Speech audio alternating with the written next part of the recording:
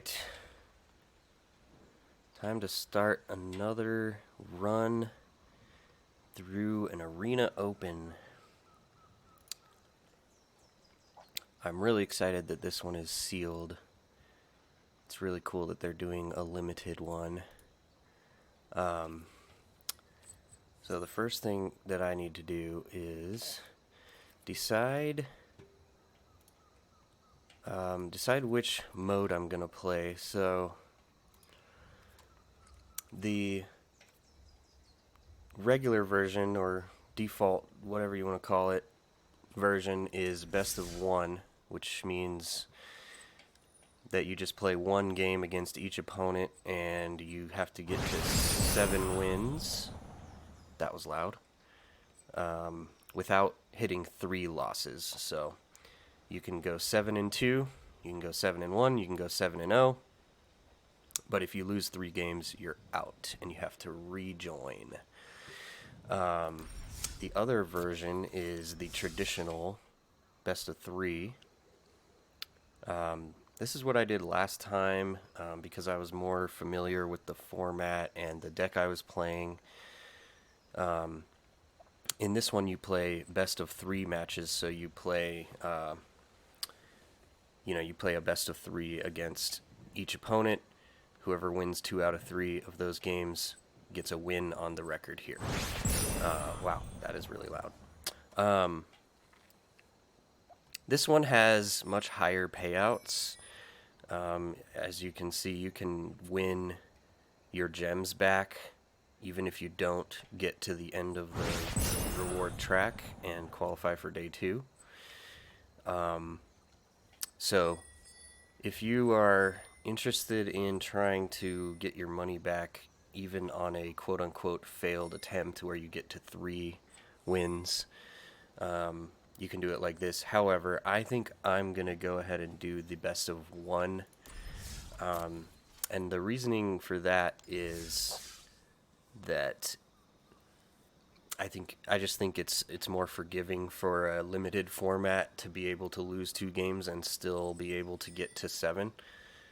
And I just think that gives me a slightly higher chance of being able to get to that 7 wins. Even if the gem payouts are not as high, I'm not really trying to get my money back here. I'm trying to get 7 wins.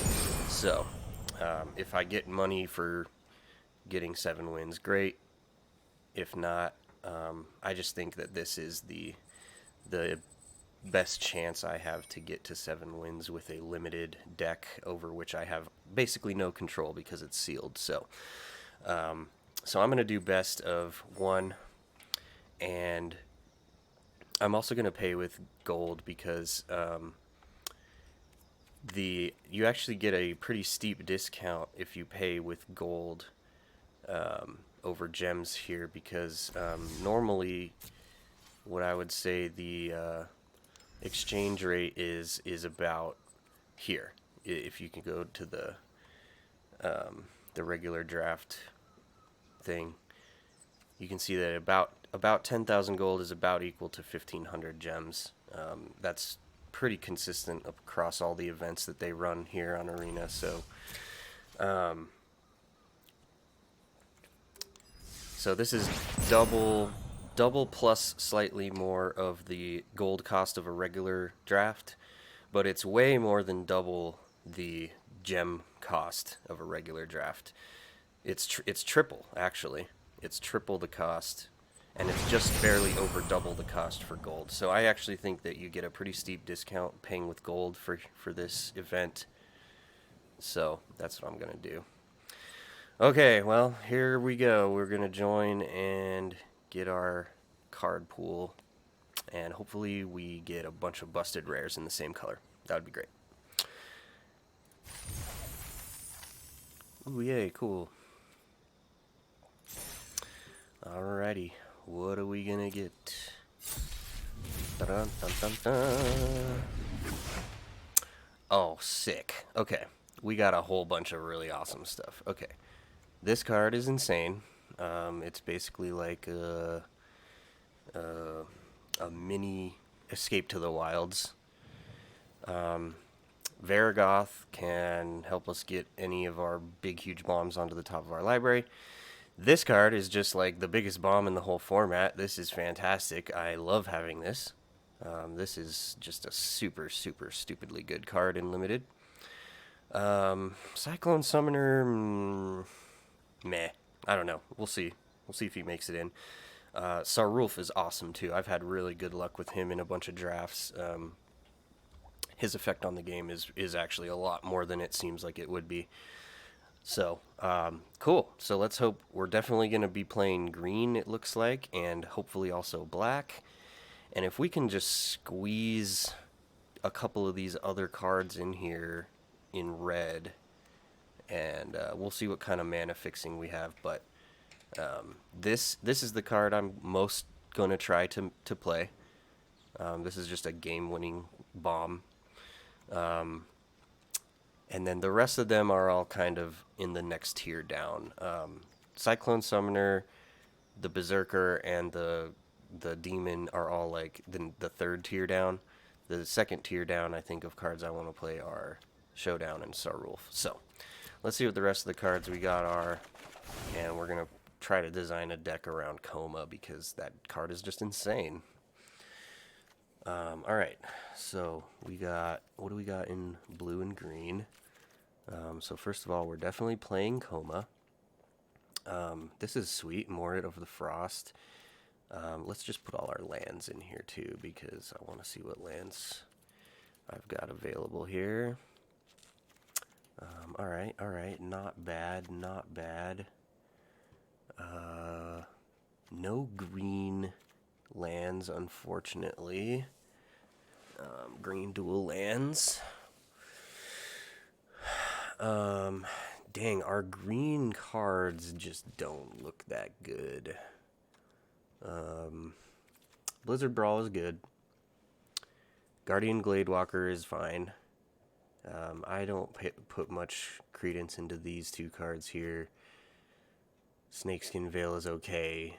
Arachnoform is not good, I don't think. Roots of Wisdom, not good. Just doesn't do anything really, especially for a sealed deck where you can't just focus on elves in the draft. It's not going to do that much. Sculptor of Winter is good. Alright, so let's start putting in the good cards that we want to play. Sculptor of Winter is great. Boreal Outrider is really good. I've gotten owned by this card a whole bunch of times in draft. Horizon Seeker is great. Horizon Seeker is perfect for the kind of deck that we want to build in a sealed pool like this.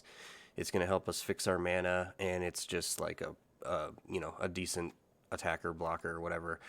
Icehide Troll, really good. We have to have enough snow lands for that to work very well. We should have a total of 6 snow lands, plus possibly 7 if we ended up with a different, with one of the Shimmering Veils or whatever it's called. Morit of the Frost is really good. That's going to end up in the deck for sure if we're playing blue-green.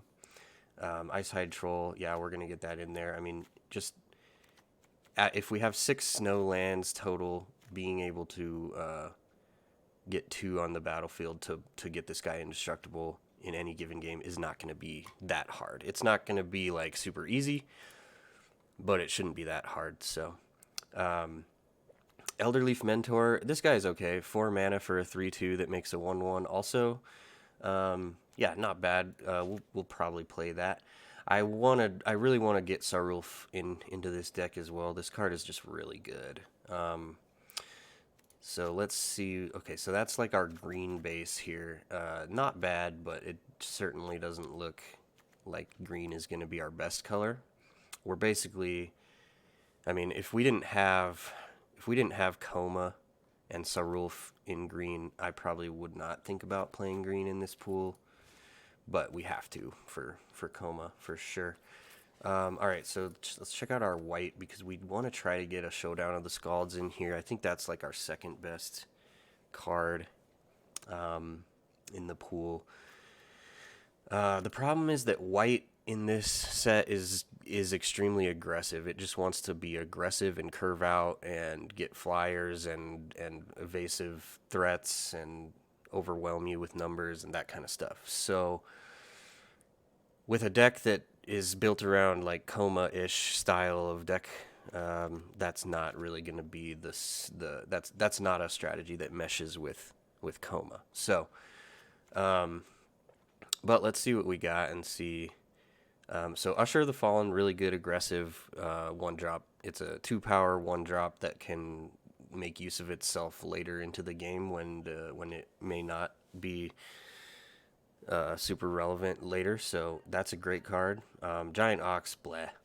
Revitalize, bleh.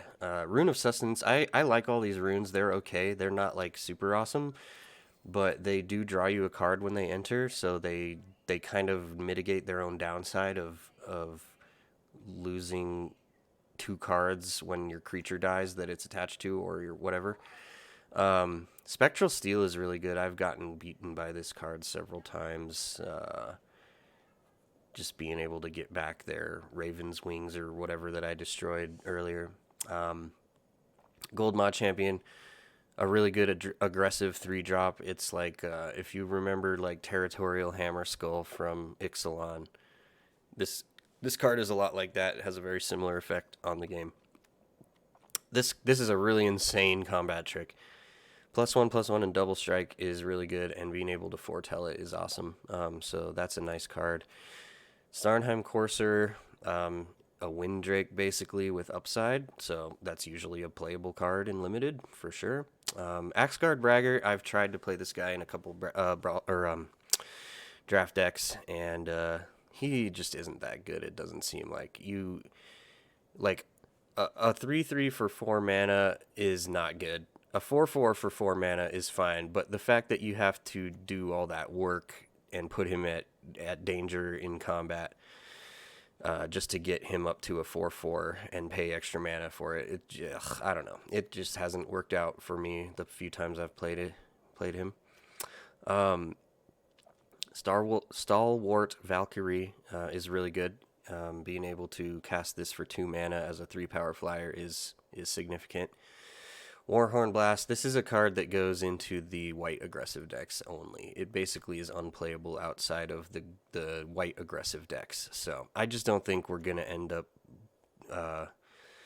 playing all that much white. I don't know if we're going to have enough foretell stuff to use Nico Defies Destiny, so we'll see. We'll put white on hold for now.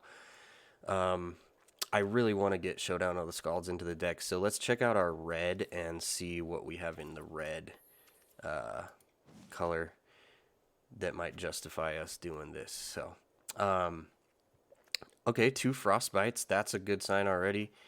This is just a shock, basically, but it does really good. It's just, 2 damage to a creature, so it kills their early stuff, kills their utility stuff, and it's probably not usually going to end up doing 3 damage. I've played with this in a couple of even, like, draft decks where I was trying to make it go to 3 damage, and it just doesn't do it that often. You need 3 snow permanents, and usually you're casting this in the first few turns of the game, so you just don't have that.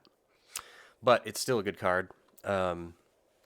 Tormentor's Helm. This is a good equipment. I really like these cheap equipments. I don't like the more expensive equipments, but this one's just like a short sword with upside, and short sword can be pretty good in a limited deck. So Tormentor's Helm is good. It's equip 1 and cast 1, which is just both are just, that's the kind of thing I like with equipment. This guy is really cool. If we can get him in here too, this is awesome. I mean, he obviously goes the best in some sort of an aggressive deck with a bunch of combat tricks where you can keep him safe while he's attacking. But a 2/2 first strike for 2 already, that's just good. And then his boast is, of course, insane. If you can boast and create 1 dragon, you've done it. Crush the Weak. This is a pretty good sweeper. I don't know if that's going to fit in our deck or not. We'll just have to check on the rest of our creature stuff, creature sizes, because obviously we wouldn't want to be killing a bunch of our own creatures with this. Seize the Spoils. It's kind of a bummer that we got 3 of these when we could have gotten some more better commons, because this card just seems bad to me. I haven't played it in almost any deck. It's just a dirtily 3-drop filtering your draws type of thing. You do get a treasure back, so it effectively might only cost you 2 mana. Um, yeah, I don't know. I don't know. It's probably okay. It's probably better than I'm giving it credit for. Shackles of Treachery is a steal your creature spell. It's not going to go well in our deck unless we happen to have a whole bunch of really good sacrificing stuff in black. So we'll check that out. But otherwise, if we don't have a way to sacrifice their creature once we steal it, this card is almost useless. Smashing Success. Destroy target artifact or land. Well, I don't think we'll need to pay 4 mana to do that. I know we didn't actually get the green one, the Broken Wings, which would have been really nice. Ooh, 3 squashes. Okay, so Squash is a premier removal spell in this format. Even though it looks expensive, 6 damage basically kills everything.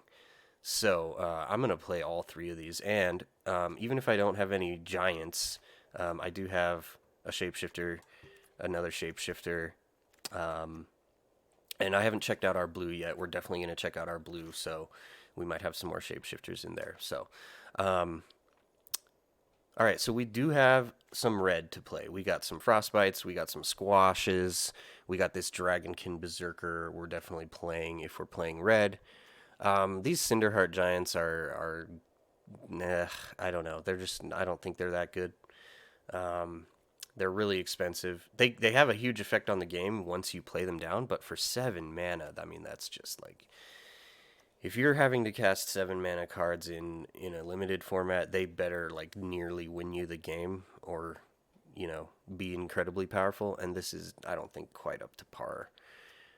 It does have trample, which is nice, but and we actually didn't get any of the Lindworm, which I really do like actually. So I don't know. If we end up in red, if our deck ends up red, we might have to play a couple of those or one of those and see what happens. So, all right. So let's check out our blue because obviously that's going to be our other important color to play.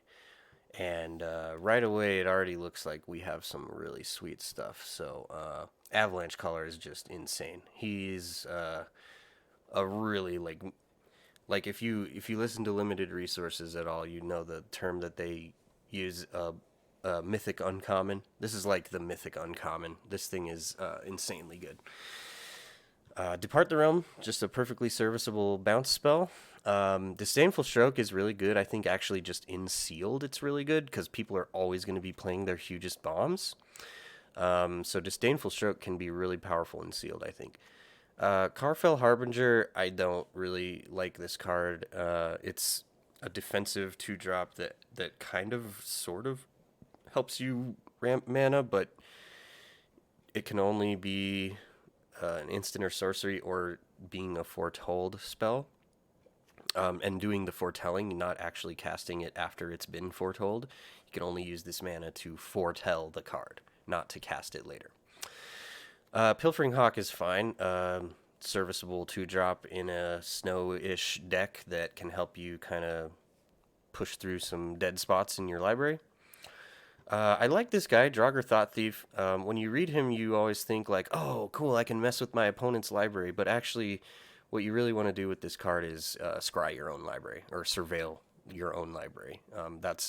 Unless you're in a different position in the game later on where it is more impactful to affect their library than yours. But for the most part, if you're casting this guy on turn 3, curving out, you want to surveil yourself. You don't want to surveil the opponents because you want to help yourself out. Ooh, awesome. We got 2 Mistwalkers. These are great. More shapeshifters for our red burn spells, the giant ones. Actually, yeah, our blue is looking really good. We're about to run into a bunch of really nice blue cards here. Mistwalkers are great. Behold the Multiverse is fantastic. This is a card that a lot of people are saying is the best common in the set. Being able to foretell this and then draw 2 for 2 mana later is really good. So we're putting both of the Mistwalkers in. We're putting both of the Beholds in. Inga Runei's is awesome. I mean, even if she doesn't do her secondary ability, a 3/3 that scries 3 when it enters the battlefield in this format, I've had her in a couple of draft decks, and she just does some good work. Scrying 3 is huge. It's like it's almost like drawing a card. You can just pick whatever the best card is out of those three and put it on as your next draw. So that's really powerful. And then if she does happen to get like put into a combat situation where a bunch of creatures are trading off and whatever, being able to draw 3 cards when she dies is just like really powerful. Bergstrider is great. This is a really good blue, like meat of the deck common type of a deal. Bergy Strider. So what's really nice about him is that he is incidentally really good with snowlands. Even if you don't have that many, all it takes to make him good is 1 snowland. So if we're going to play all 6 of ours, which it looks like we are, unless our last one is something stupid, because we have these 4, and then we have a red mountain, a snow mountain that I saw in the red, and then I don't know what our 6th one is, but we'll figure it out. So yeah, Bergstrider is great. Run Ashore, we'll see if we have room for it in the deck. It's okay. It's a serviceable card. It has an effect on the game in an important time, which is usually late in the game when you want to be doing stuff like this. 6 mana is just a lot, and sometimes you're not going to be in a situation where you need something like this at all, and you'd rather just draw a creature instead or whatever. So we'll see, but it can be okay. I think we talked about Cyclone Summoner a little bit, but I mean, it's a giant, so it's going to go well with our squashes and stuff that we put in from red. Speaking of that, let's just go ahead and put in all the red stuff that we were talking about. So we got a Snow Mountain, 2 Frostbites, the Dragonkin guy, 3 squashes. And if we end up playing black, we're definitely going to play this Skull Cairn. Although I don't think this one is particularly good of this cycle. I don't know. So yeah, it looks like so far we're definitely playing green for Coma, and Sarulf we're definitely playing blue, because a lot of our blue stuff is really good. So let's put all that in there, by the way. Disdainful Stroke. I'm going to put the Pilfering Hawk and the Draugrs in there and just see if we have room for it. But yeah, look at all that blue stuff we get to add. Our deck is looking really good with the blue as like the main powerful color that we have, I think, here. All right, so let's check out our black. I know we're overshooting our deck size for sure. I'm going to make a lot of trims. What's really been frustrating to me so far... Oh, nice. Our last one is a swamp. So, yeah, it looks like we are definitely going to play all 6 of our snowlands. What's a bummer to me here is that we didn't get any of the premier removal spells in the format. I mean, Squash is good, but it's not the top tier removal spells. Top tier removal spells are Demon Bolt. We didn't get a Demon Bolt, and the Feed the Serpent, the black exiling one. We didn't get one of those, it looks like, either. So those are both common. Unfortunately, we just missed out on it looks like. But we're gonna lean for removal pretty heavily on our squashes, I think, and our frostbites, because we do also have randomly a Blizzard Brawl, so that's good. But other than that, our removal is kind of not really here. So, a little worrying, and it's still, out of this deck that we're looking at right now, it looks like red is our weakest color here. I mean, we're basically just splashing red for the removal spells, which I don't love. The Dragonkin Berserker kind of pushes it over the top, and that card is just really good.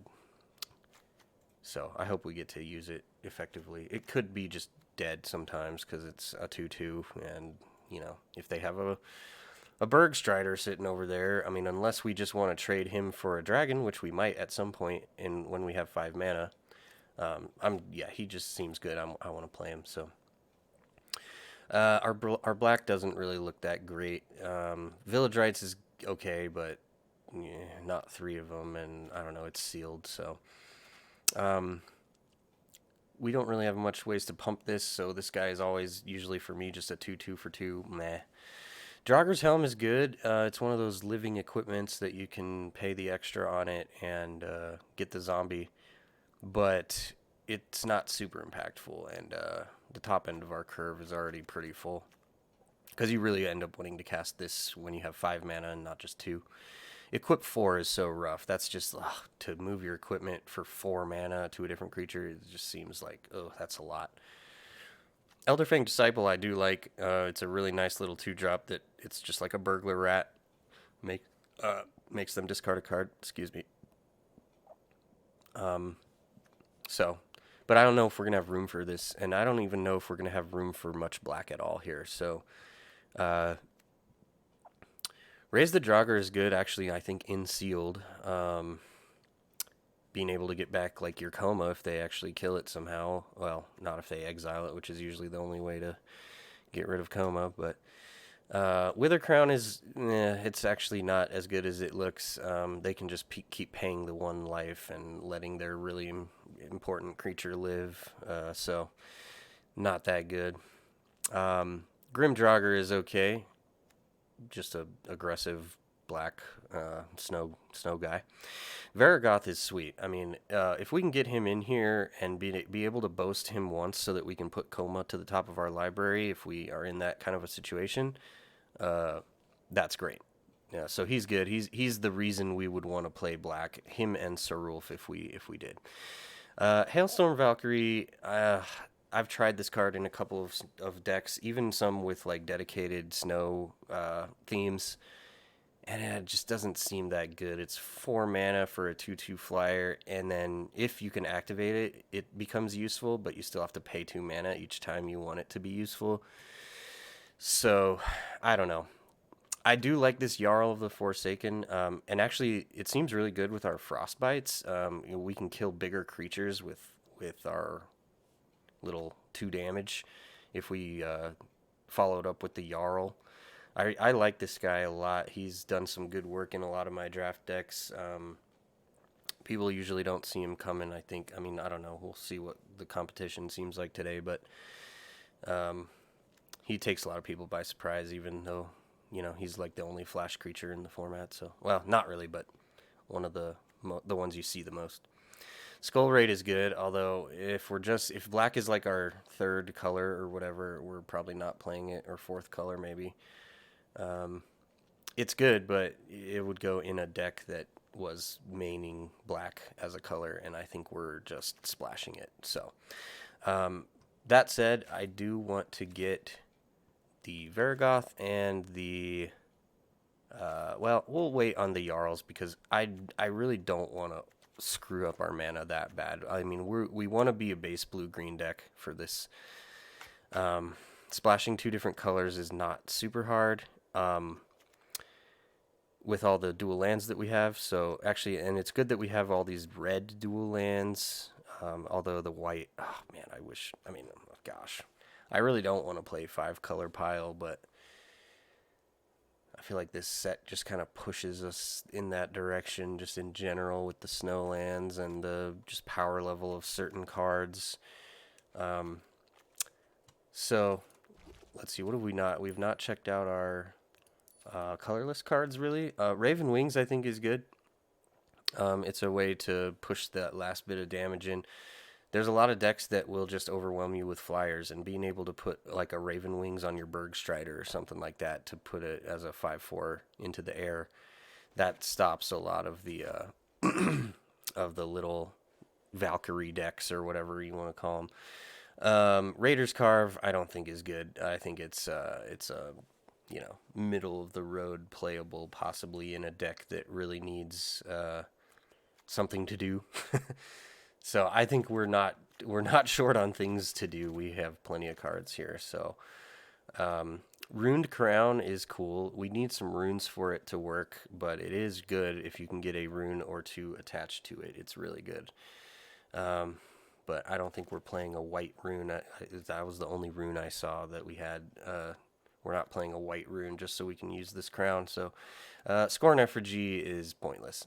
He's cute, but he's for a deck that we're not playing. He's basically for that black-white 2 spells in a turn deck, and we're not playing that deck. So yeah, pointless. Let's check out our lands. Oh gosh, I hate it when it does this. So what we need to do is this. And leave off the basic land filter. So this shows us the rest of our lands, which is just the Skull Cairn. So Deals 3 damage to target player. That player discards a card. Activate this as a sorcery. So, not the best of these land cycles, but and I think it might actually be a liability for us to play it because I want to run one swamp. We've got a black land here, a black land here. So we're basically splashing 2 black cards, Varragoth and Sarulf, off of 3 black sources, which is fine. But seeing as that this needs another black source to activate in addition to itself, it basically needs... this would be one of our black sources, and it needs another one to do its thing. So I just don't think we're playing that. Let's see, what does it have us on? 17 lands. Yeah, that's good. We'll check our land base and stuff at the end once we discuss or decide exactly which cards we're wanting to play. So the white, it looks like, was not gonna be the best color for us. I really want to play the Showdown of the Scalds, but I mean, I don't know, maybe we can. We have a white source here, a white source here. So all we would want basically would be 1 plains in here.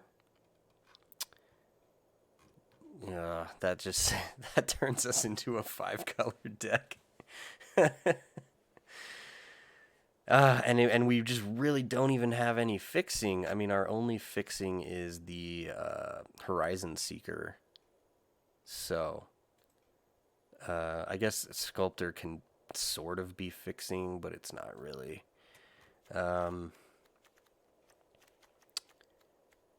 Yeah, we'll double check our green again and see if we can find anything else that fixes our mana. But I really hate going to 5 colors when we just don't even have any like real mana fixing in our deck. So kind of a bummer. We might just have to leave this one out. If it was our only white card, it might just not be worth running. So let's double check our green. Yeah, it looks like we actually put already most of our green cards in the deck, and we just don't have any fixing, which is a bummer. Because we definitely want to make sure we can cast all of our spells, of course. None of these tap for mana. Nope, nope, nope.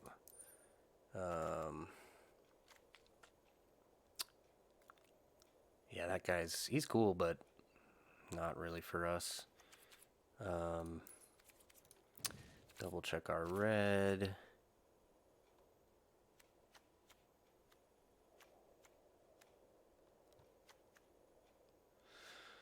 Well, so, alright, we're at 46 out of 40 cards. We need to make a whole bunch of cuts. So our main color is definitely blue. Main color is blue. We want to make sure that all of our blue is the best it can be. I mean, this isn't a blue rare. Our main color is blue. 7 mana is a lot, but it is huge. It's a big, beefy boy, 7/7. If you cast it from your hand, return all permanents to their owner's hands except for giants, wizards, and lands. So, weird effect, kind of. We don't have a whole bunch of other giants, other than our shapeshifters, of which we have like 4. Gladewalker, Mistwalker, Morit of the Frost. So, I don't know. I mean, if we're maining blue, I feel like we should just play him because he's a blue rare. So, and he looks powerful. Just not sure how powerful. That's the question. Let's see. With 4, so what are our giants? We actually have 2 giants. We have the Cyclone Summoner and the Berg Strider. So we have 2 giants plus 4 shapeshifters. we're definitely casting our squashes for the cheap most of the time, so I kind of just don't want to even cut any of those.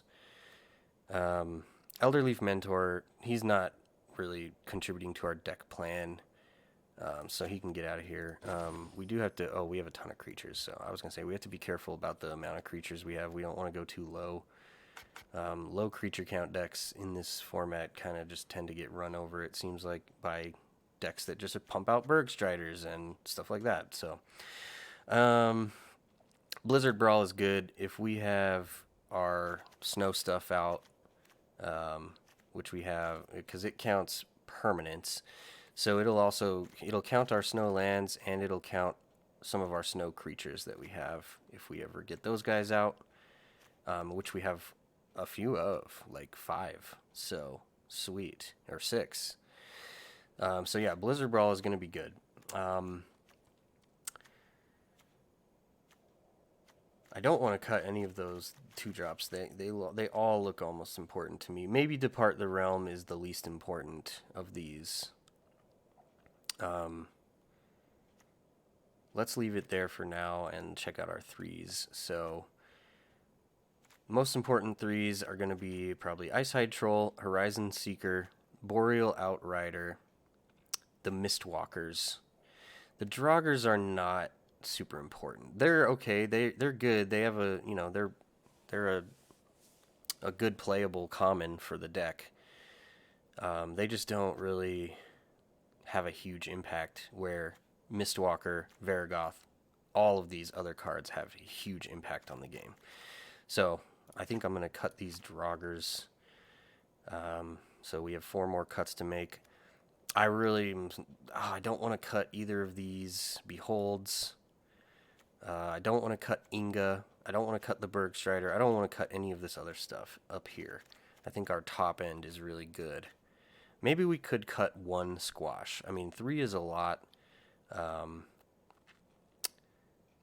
Red and green are kind of tied for our second place, our second color, our second main color. So, yeah, I think that's hard. I think we do have to cut 1 of the squashes. Or maybe we just actually cut 1 of the frostbites. It is cheaper, but it's way less impact, and we cannot guarantee that we'll have those snow permanents out there when we want. Although I did just say that the Blizzard Brawl would be good, so maybe the Frostbite will be good too with all these snow creatures that we have. But anyway, we have to find 4 more cuts, so I think probably a squash. Probably Depart the Realm. That, like I was saying, that's like our least important 2-drop.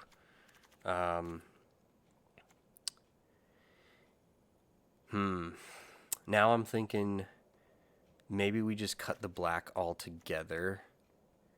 But we almost are getting the splash for free with our snow lands. So that's kind of tough to want to cut that.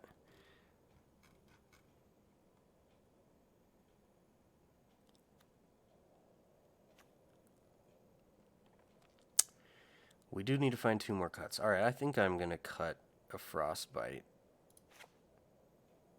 And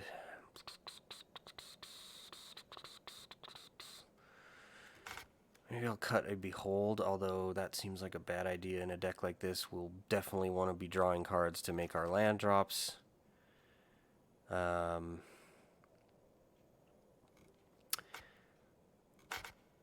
I think Pilfering Hawk is a decent candidate to be cut here, but it is a snow creature, and we have some stuff that cares about snow stuff. If you guys have any ideas of the last cut, just throw it in the chat. It's going to take me a sec to think about it here. I don't want to cut the Shapeshifter. Disdainful Stroke just seems good in sealed. I know it's kind of not great usually to play counter magic in limited because it's just not quite worth it, but I think Disdainful Stroke being just 2 mana and unconditionally stopping a large spell from resolving is powerful in Sealed, especially. In Brawl, Brawl, I keep saying that. In Draft, I wouldn't play this card.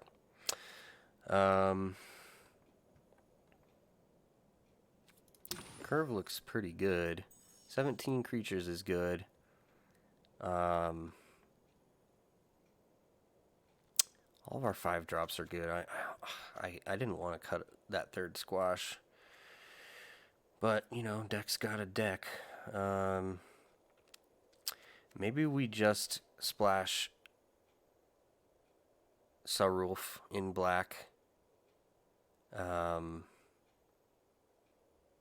But the problem with that is that the Snowfield Sinkhole would be kind of useless if we were to get rid of our black splash that much, because we're definitely not playing white. So, and then cutting a Snowland or having a Snowland that doesn't contribute to your mana colors is not good, I don't think. Snowlands are good, and especially if you have, you know, stuff like Avalanche Caller, Blizzard Brawl, blah blah blah. You want as many Snowlands as you can, but if you have a Snowland that is not contributing to your color mana plan, I think that's going to be a regretful situation. I don't think that's going to be something good that we'll want to be doing. So I'm going to leave Vergoth and Sarulf in, and I'm just going to cut the Hawk. I know it's a snow card, but it's just, again, it's like one of our least impactful cards. If we're going to be drawing cards, we're going to be doing it off of Behold and not the Hawk. So I think the Hawk is definitely cuttable, even though it does contribute to our snow thing. So I think this is the deck here. Let's check our mana. So we've got 11 blue cards, 9 green, and then negligible amounts of red and black, or not quite negligible, but smaller.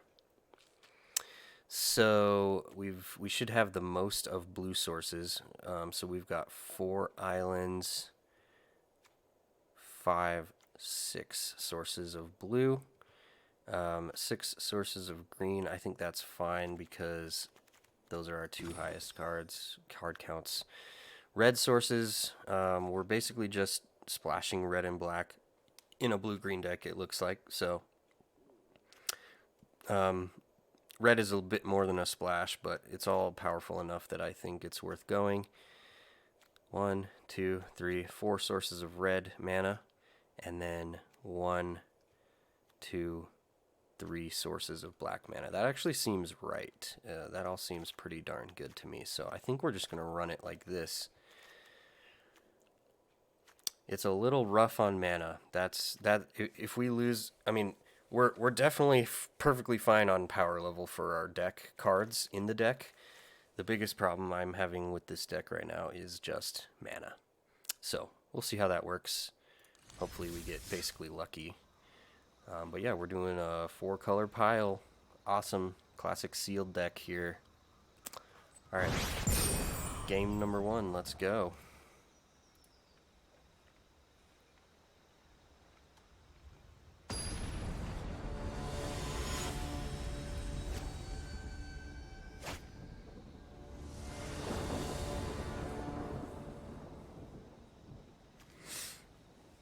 Okay.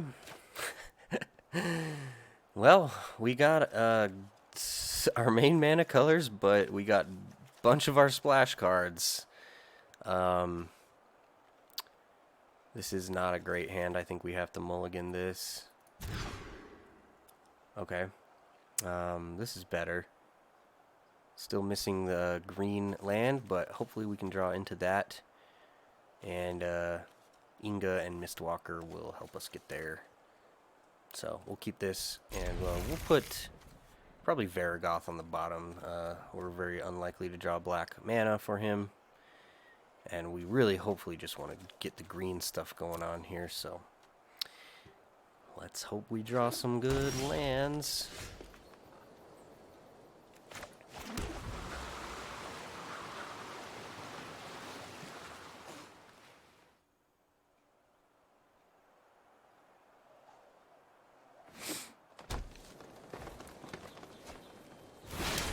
Foretell. Okay. Still need to draw a green land, please. Forest would be great.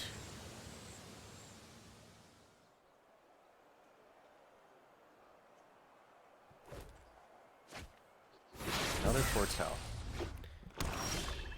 Ooh, dang it.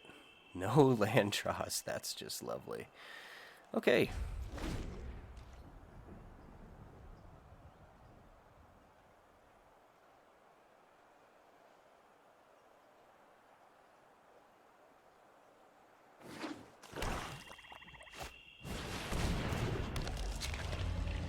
Okay, we can't frostbite that, unfortunately.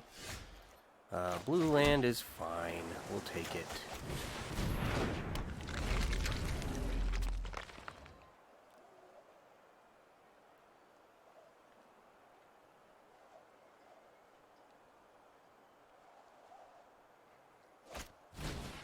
Well, alright, that hurts.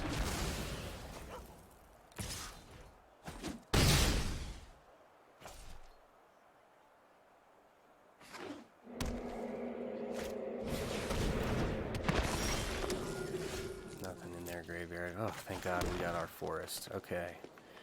Now we can go with the...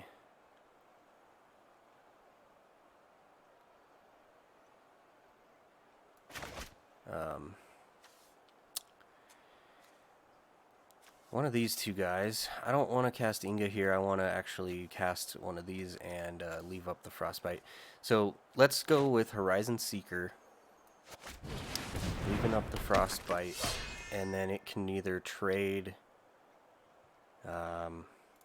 with the Recruiter,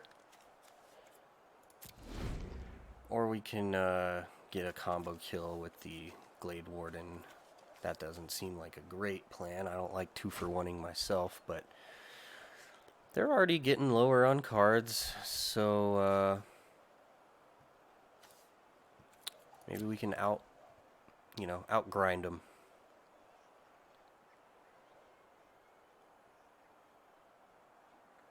If we get to have an attack with the Horizon Seeker and Boast, that'll be great too. Now we're just gonna get run over by a deck that has perfect mana and a ton of removal, so that's great.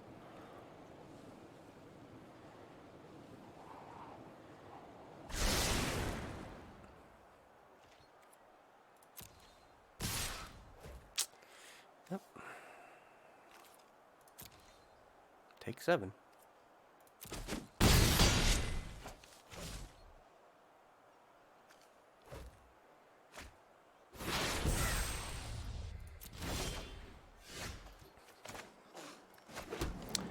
Okay, our Frostbite is turned on. It'll be doing 3 damage now.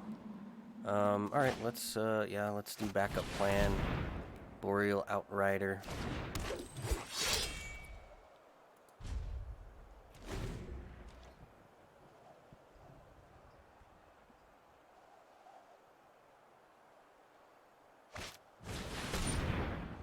Okay. I don't really want that. Let's kill the Jogger Recruiter. So we're gonna take 5 here because I don't want to block this. I'm gonna set us up for a nice Inga. Actually, Morit of the Frost is a really nice play here. We get to copy the Boreal Outrider, and Morit is just going to be huge. It's going to be like a 6/5, I think. So, the Glade Warden is going to be a problem for us, though, because it's going to pump this up to a 6/6, possibly. Well, Morit is our best play here for sure. So we're going to copy the... What the heck? I don't know what that was about. No attacks. So we might have to just trade our Outrider. Oh, golly, man, we are screwed. Yeah, we're dead. They just had the most perfect removal possible for everything we played. Wow. Okay.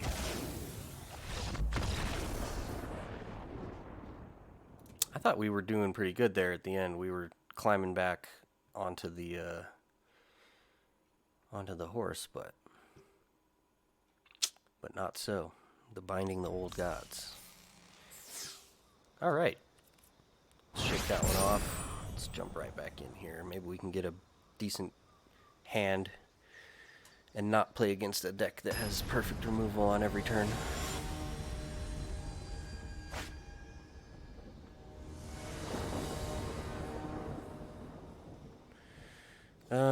Again, no green. Nothing to play until turn 4 if we don't get green. Looks like another mulligan. Oh, look, we got all our colors. Sweet. We'll keep this. We're gonna have to ditch something, though. We ditch the sinkhole.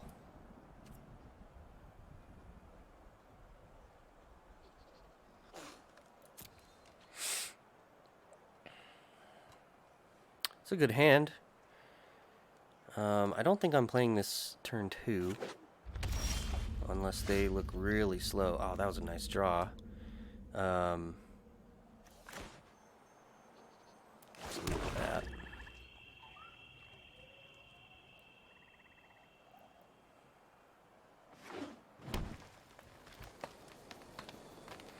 Playing Caller on turn 2 opens him up to whatever removal that they have in their opening hand / first few draws. And it's such a good card that everyone is just going to use their removal on it right away. So I'm not going to play that out here, even though it seems like it would be a good little curve play. But no, I'm going to just build up mana. I'm actually just going to foretell this. Next turn I'll play Varragoth. And I don't think I'd be... If I get to attack with it, unless we draw more blue and green mana, I'm not tutoring Coma to the top. I'm probably tutoring like a Squash, because we'll have the Mistwalker for the cheap Squash.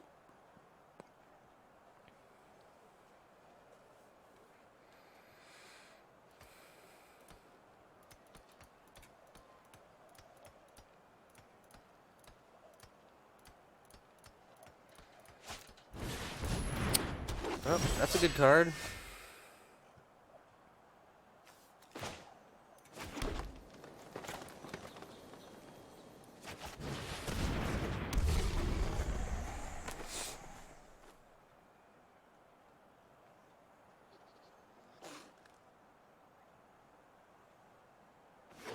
Let's see if Varragoth draws some removal out. Ooh, replicating ring. That's cool. Do they have a follow-up creature, though, for their Boreal Outrider? They should.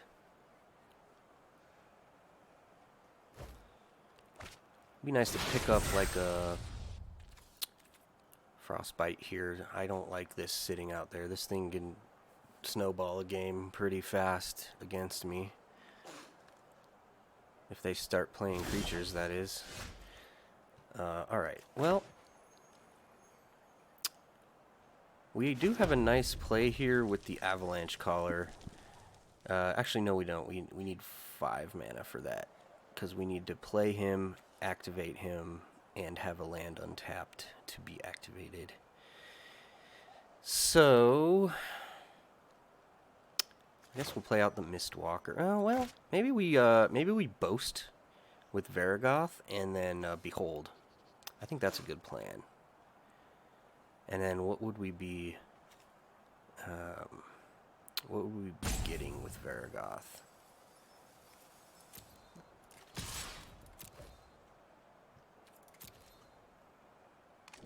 Oh, they are going to block. Okay.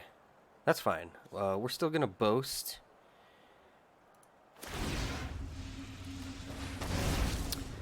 And we're gonna get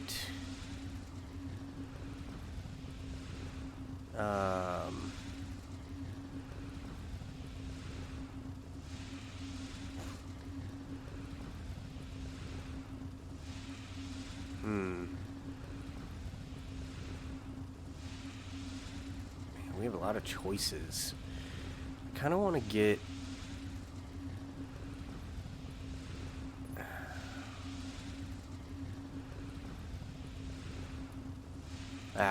we'll just go with my gut and get one of the squashes.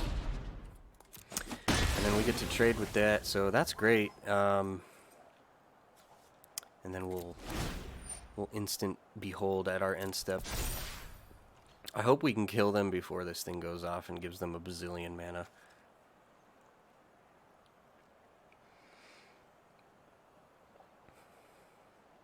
Although, by the time turn 8 rolls around after they played this, their hand is hopefully empty, so the extra mana won't matter.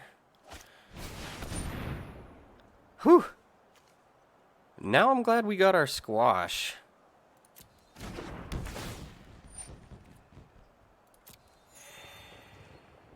This card is really good. It's just a powerhouse in the format. It seems goofy and like, oh, it's a big green monster, but actually it just somehow fits really well into the ecosystem of this set. So, yeah, I'm glad we have our... and do we want another green? Yeah, we do, because we might draw a Coma.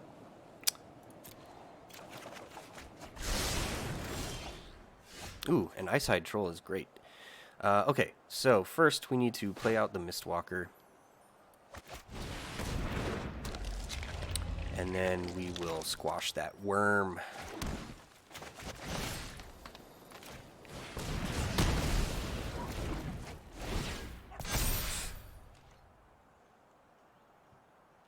Next turn we have Avalanche Caller to make a 4/4 haste, basically.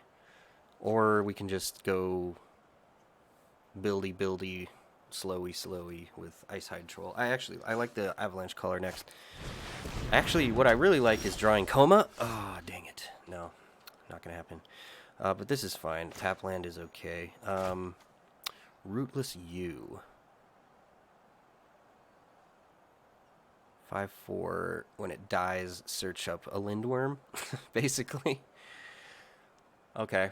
Well, now that they have this down, I don't really want to just trade one of our snow lands for it. I mean, maybe I do, but that'll get them another stupid 6/6 maybe. Alright, well, I think our best shot is the Avalanche Caller plan here. Even though it's not ideal now that they have a big blocker.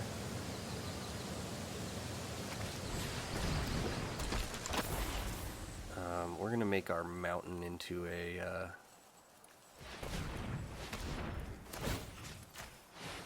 4/4.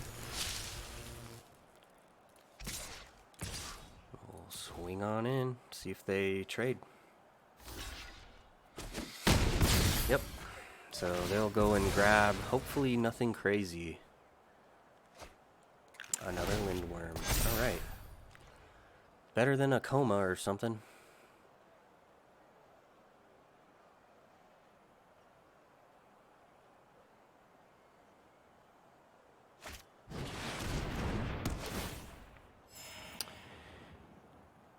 Come on, another squash. Let's get us another squash.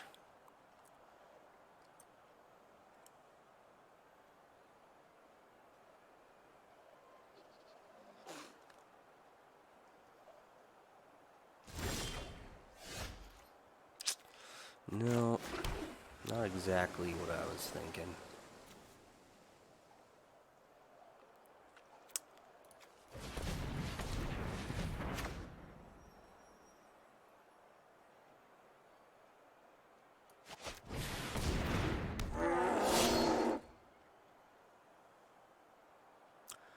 Alright, I think we have to stay back and defend. I'll send the Mistwalker in, obviously, but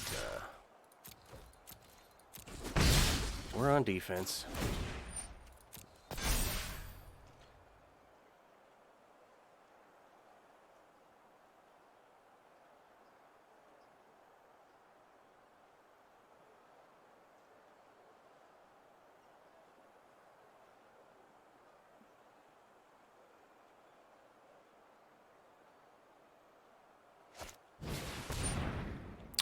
3 seasons. Okay. I've got decent cards in my library. Or in my graveyard. Although he's not going to pick mine, he's going to pick his. Oh, he would have drawn 3 lands in a row after this. Oh.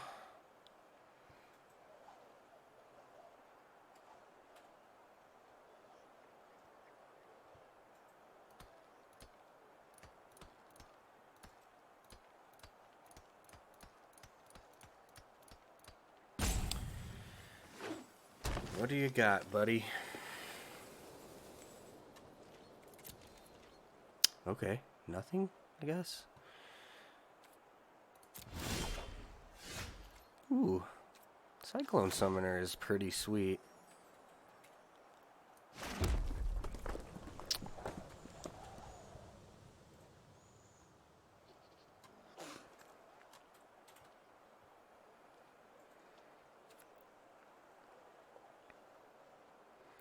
We only have 2 snowlands out. We can only pump the troll once.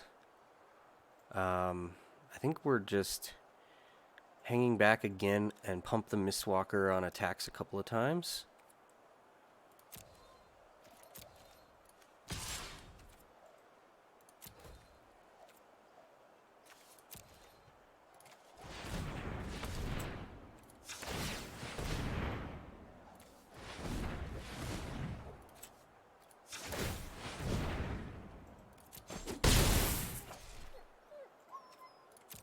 And just chill.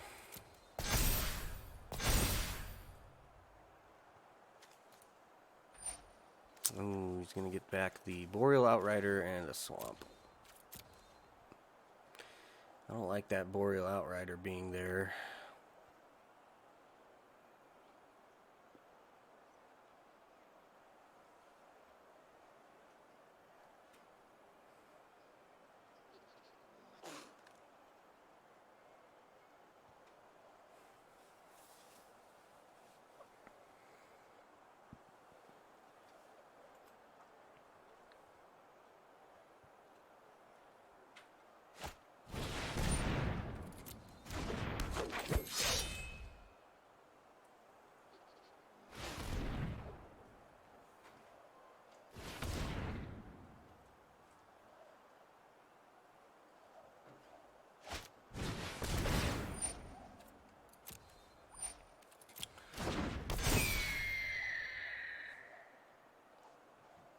Okay.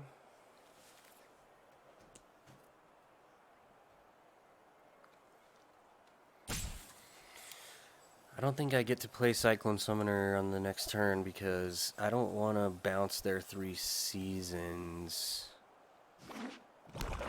I want it to go off and go away. Bouncing their ring will be nice, though.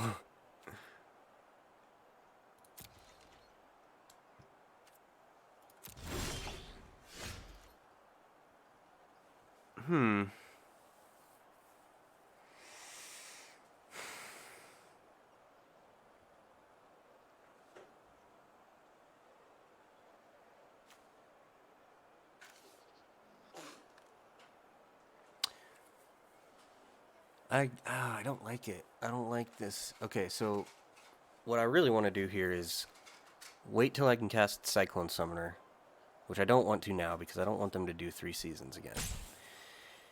Once I get Cyclone Summoner down on my next turn, then on my next turn I can copy it, and that seems pretty sweet. But for now, I guess I just have to put down a Horizon Seeker for no other reason than to at least present some kind of a blocking force, because we'll just have to play it again once it gets bounced with the Summoner, and pass the turn.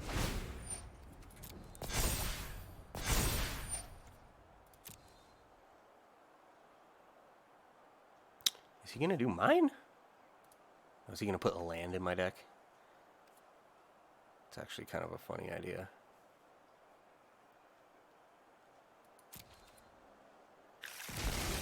Yeah. Oh, wow. He actually put a bunch of cards back in my deck. Why would he do that? It's kind of funny.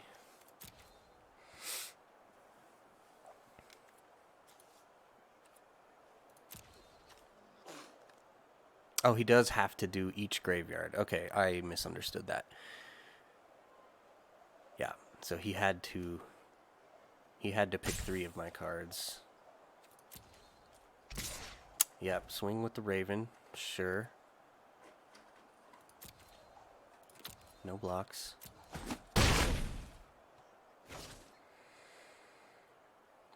Let's see what kind of thing he dumps his mana on this time. Nothing. Again, okay. Ooh, a Bergstrider is actually sweet here. I really like this. This is really nice.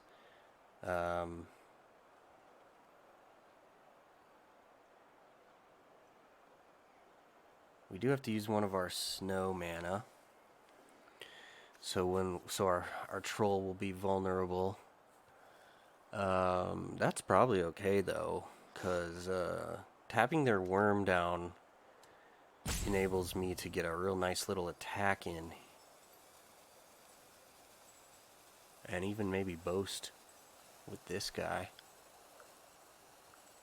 Alright, let's do that.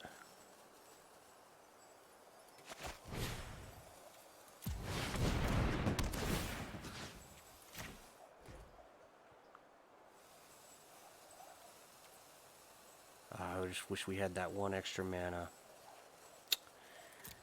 We don't.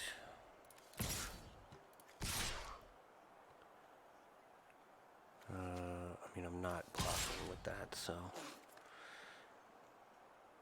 Let's see what we get here out of this.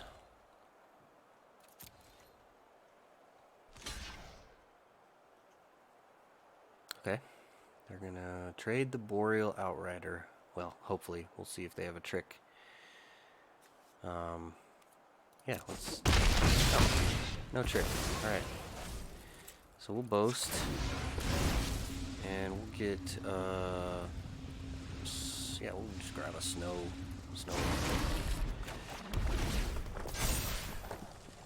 And we're gonna get to bounce all that stuff right before it goes off. Well, this anyway. That's gonna be nice.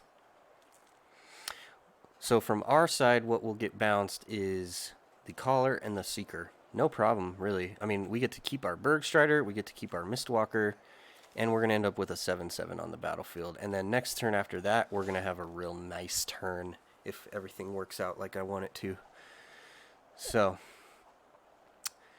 we'll see what they do on this turn. It seems like they don't have much to do. I mean, they could be sandbagging some crazy bomb in their hand, but it seems like they're kind of running out of gas, maybe?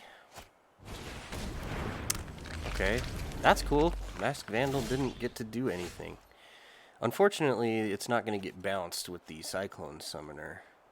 Alright, so how many lands do we have? We have 6, 8. And we need to spend 7 of it. Bummer, so we can't even actually do the Avalanche Caller thing. It's kind of sucks because we have a really nice Avalanche Caller attack window here. We can make a couple of 4/4s and attack in while their Lindworm is dead. Or, not dead, but tapped. So, but I think the Cyclone Summoner is our best plan for sure right here. So, let's do it.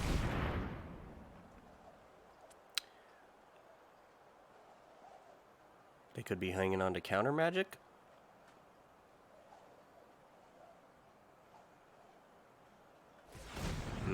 This is not good. Could be bad. Oh, okay. It happened.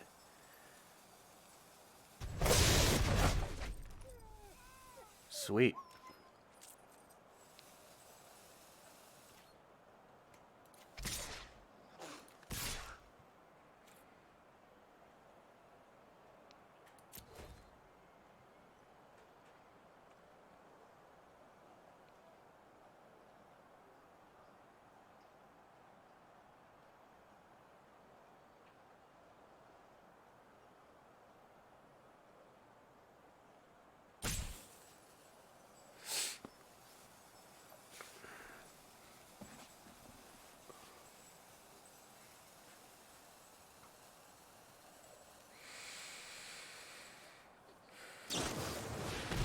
Oh. Okay. That's interesting. Cosmos Charger. Okay. What are you blocking? Oh, I see. Interesting. That's fine. Trade with the Charger.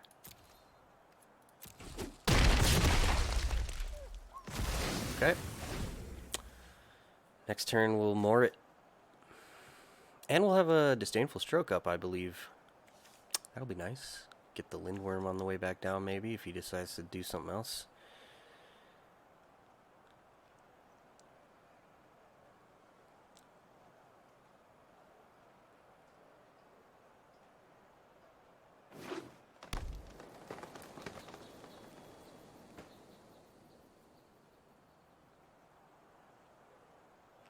How come he didn't get bounced? Oh, because he's a wizard. Sweet. Didn't even notice that.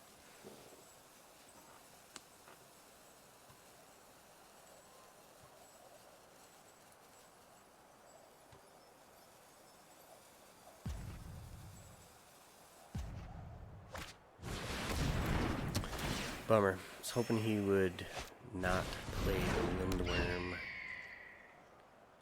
this turn, and we could counter it.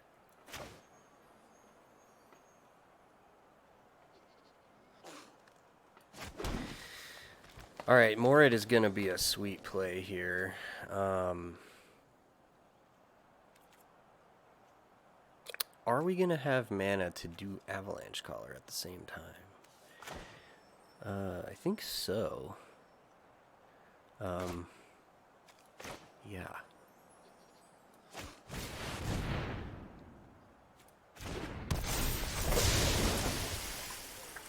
This is dope. That was a sweet play. I'm glad we got to do that. Alright, let's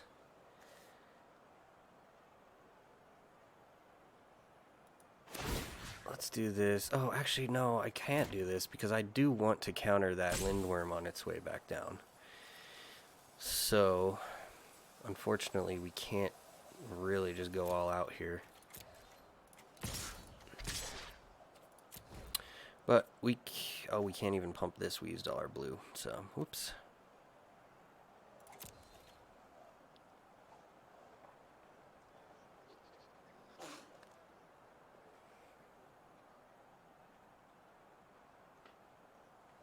Be great to draw a Coma. It'd be real nice to draw our best card and get to play it. Oh, no blocks. Okay. Take that chunk of life.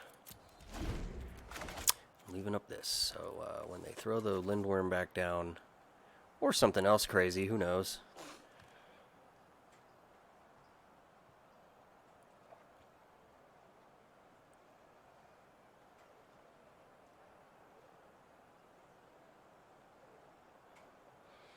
Glad we decided to play this card. This card turned out to be pretty sweet.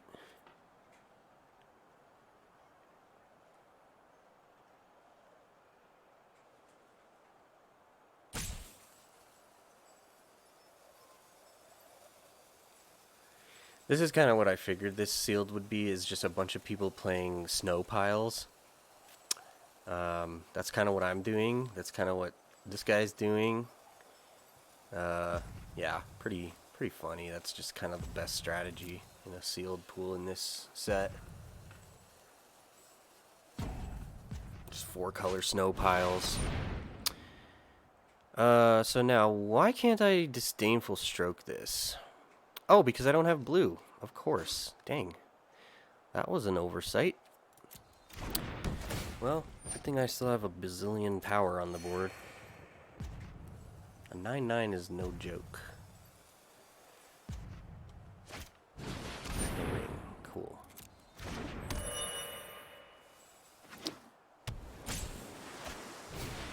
Sculptor.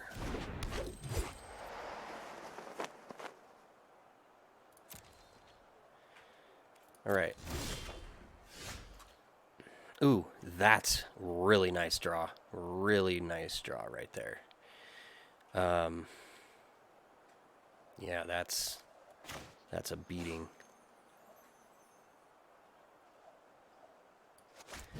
I think we should do it here.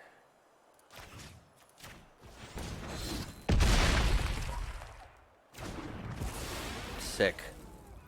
Okay, now we're really in business. I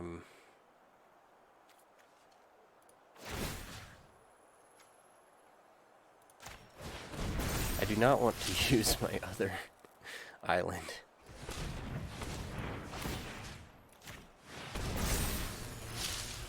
All right. Oh yeah, this is a wicked attack here.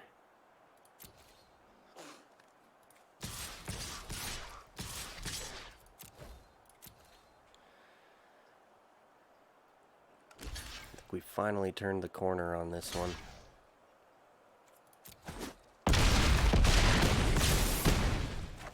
They would be so dead if they didn't cast 4 Lindworms and gained whatever 12 life. So now we can Disdainful Stroke the Raven or whatever else they decide to play. I don't even think I would do the Raven. I would let the Raven resolve, because just the Raven by itself is not lethal on us. Or I mean, they still are under lethal threat even if they cast Raven. I can't do this, which is fine. I'm not super scared of that thing right now. I am gonna counter the Raven though now, because this, I believe, gives us the game.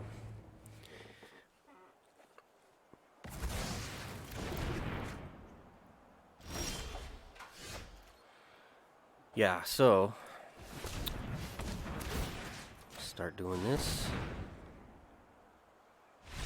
All right, we got us a win. Cool. That was grindy. That was grindy.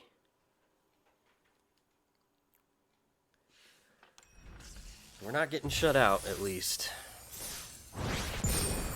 Let me double check the deck here. I'm gonna kind of possibly switch some things out. I don't think I can, though. I think everything is just too important in the deck. Everything is too important to keep together. And there's nothing really else that I think needs to be added. Definitely none of our green.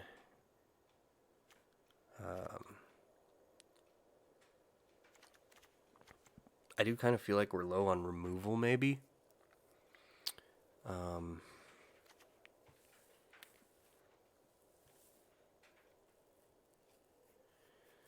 Maybe we throw another squash in here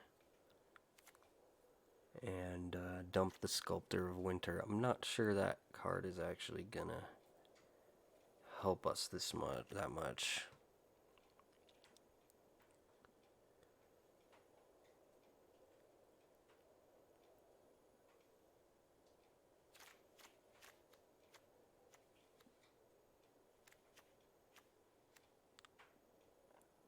Yeah, I think it is cutting another snow permanent for our Blizzard Brawl, but I do feel like we're low on removal. I don't know. I'll trust myself, and we'll jump in here and try another one with the same deck.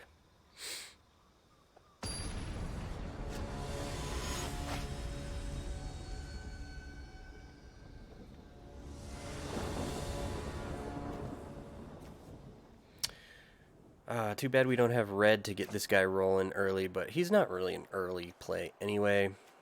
It's really too bad we don't have any snowlands, but this is a keepable hand, so I don't want to push my luck. I'm trying to mulligan on something that'll work. Once again, I'm probably not playing out the Avalanche Caller. I mean, we don't even have any snowlands, so... Well, I mean, let's see. We don't want to get run over by an aggressive red deck, so maybe I should just play this out. If it gets demon bolted or whatever, you know, Without any snowlands, it's not doing any good anyway, so... Sure.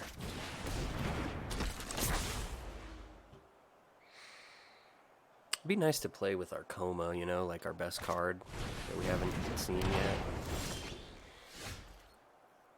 Alright, well, let's throw the Mistwalker down so we can block their now flying 2/2.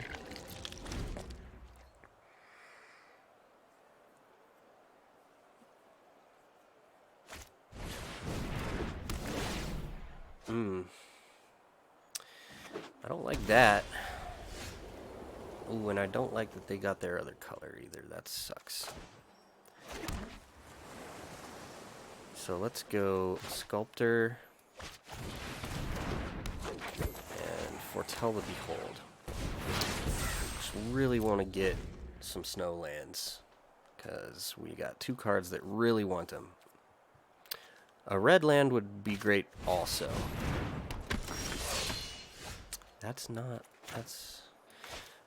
Okay, so I think what I'm going to do is Behold first so that if we get, God, man, alright, Inga's fine, actually. Inga's fine.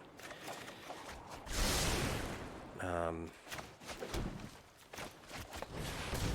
just keep building out as best as we can here. Despite looking like we're in a good position, we need Snowlands. We really need Snowlands. And we're going to start taking some damage. Wow. Be great to get removal. Except we need red for that. Horizon Seeker is actually a good draw here because, well, Inga's probably better because she'll actually let us scry to some stuff. Huh.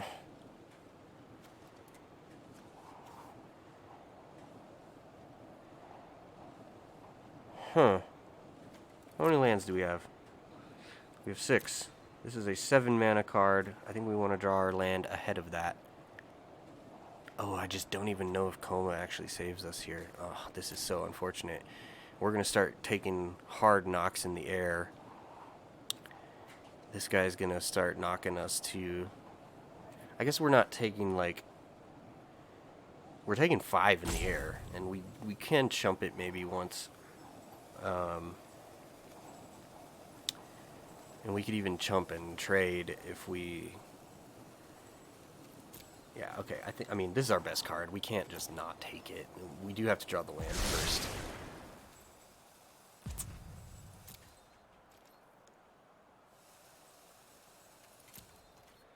Yeah, we're just going to be at very low life by the time we get anything going here, I think. Okay, that's fine, whatever. What would be really cool is if they just, like, attacked all out and we could throw Inga and a bunch of other stuff and just get the Inga trigger. That would be really sweet.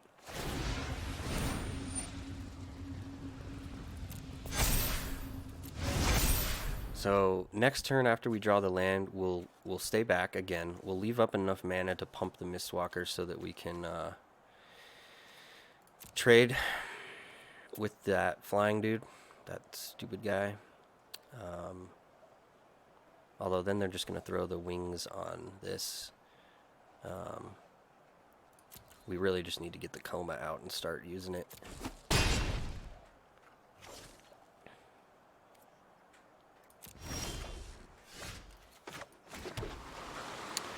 So we can pump the Mistwalker.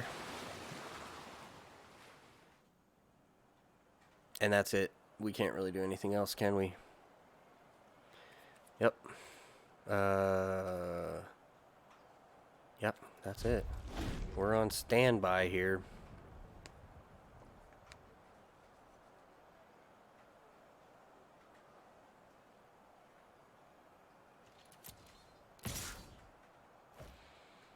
Okay. We're gonna block this time.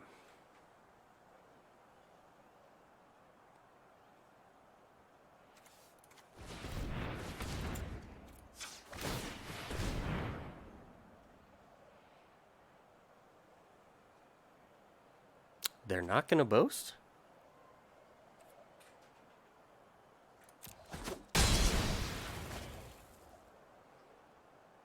guess they want to do something else with their manas. Okay, another haste guy. Alright, alright, alright. Oh, I forgot we could do that. That's cool. However, hopefully we get to just take over now.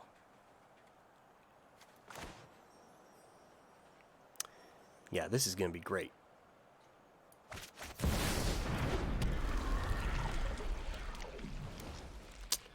And yeah, pass.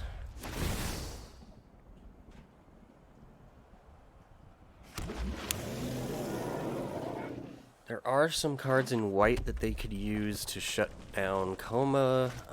Bound in gold could shut down Coma. So they're going to equip. So this is where we don't want to lose any more life. So we're going to tap down the Frenzied Raider.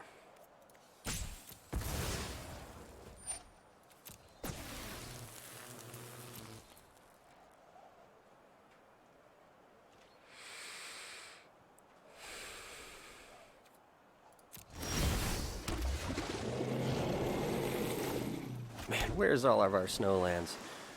Where are they?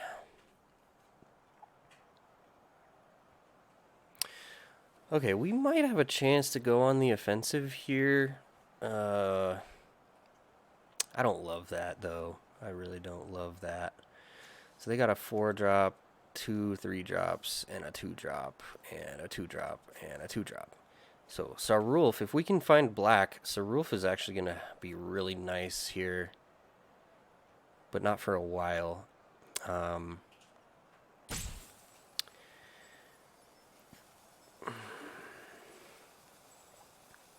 I think we have an attack, though. I think we do have an attack here.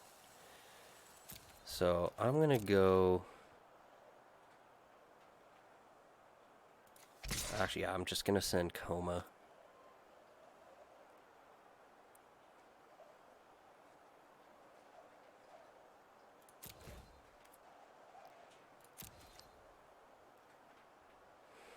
No blocks, okay.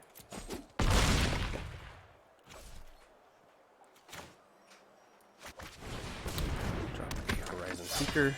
Drop a Dragonkin Berserker. Actually, I don't think we can drop this guy because we need... So we need the Sculptor of Winter Volatile Fjord trick in order to make the Icehide Troll indestructible. And that's our best blocker, so we're just going to end it here.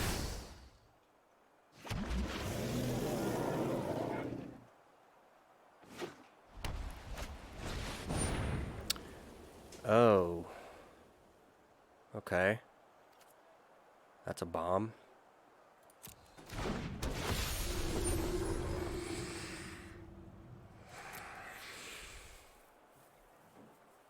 Didn't really get to use it as a bomb, though.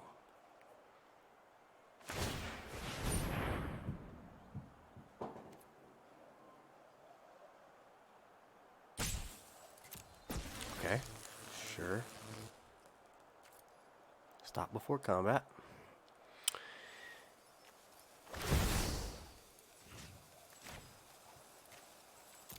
Tap it.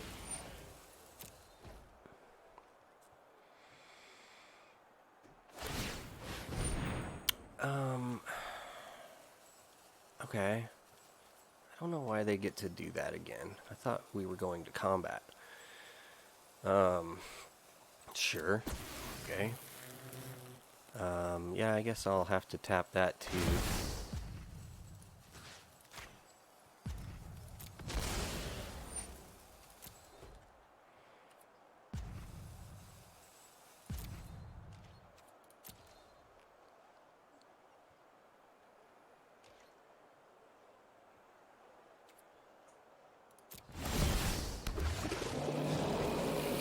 Behold is nice. We're gonna maybe lose to these Raven Wings, to be honest. I'm not seeing a sustainable solution for us on that front. Other than just getting some removals. So let's behold and see what we get.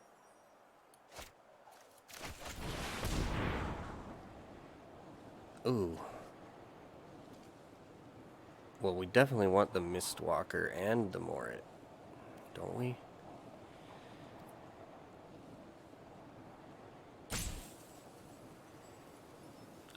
What are we copying with the Morit? Nothing really. Can't copy Coma.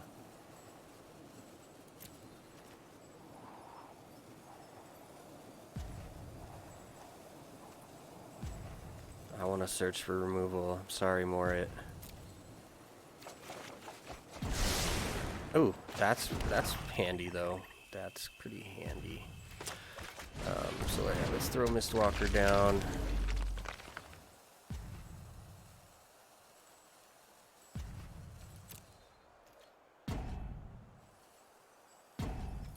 And we'll go swinging in with Coma again.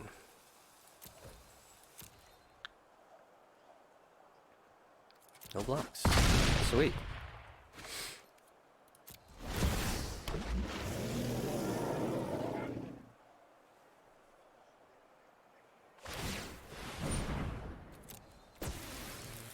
Definitely want to stop before combat.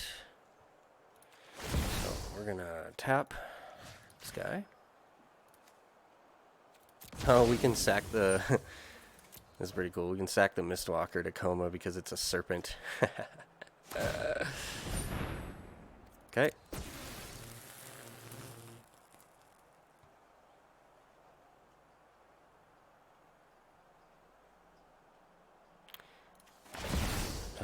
Sure, yeah. We're gonna have to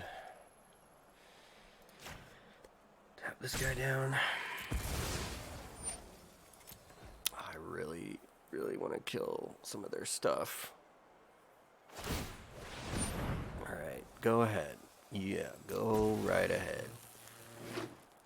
We'll at least get to trade with that guy. Oh, sick. Alright. I was thinking we were going to struggle to win that one, but I guess if he got frustrated enough to quit, that's perfectly fine with me.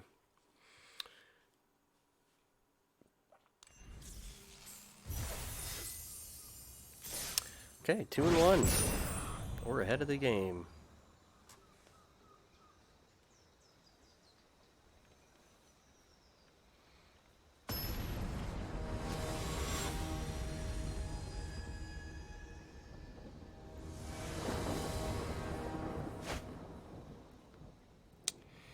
Black and red is our lands that we have. God.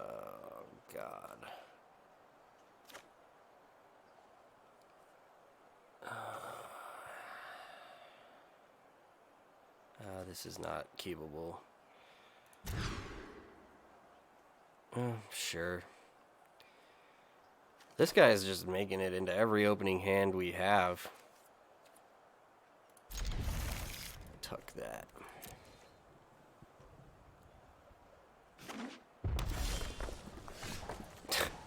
Of course we draw the red for the Frostbite, right? When we ditch the Frostbite. That's great. Alright, looks like another red-white aggro deck. Which we can handle.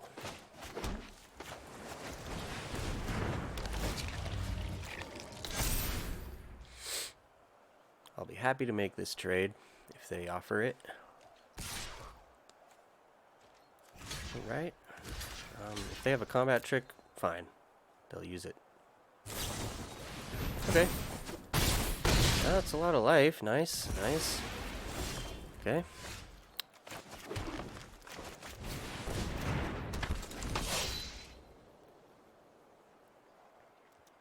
We'll just keep throwing things down in the way of it.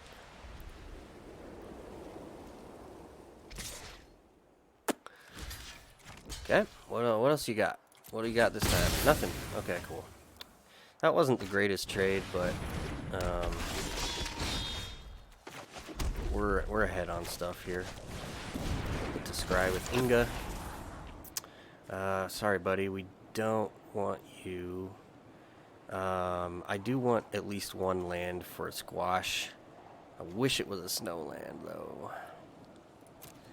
So we'll take the forest off the top. Blizzard Brawl is still good if you can't get the indestructible thing. I mean, Inga can pump up to 4, so...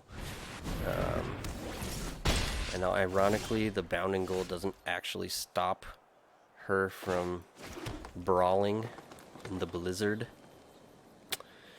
So let's dump this guy down. I mean, gosh, we need a freaking snowland to use him, but I'm just looking at using mana efficiently here.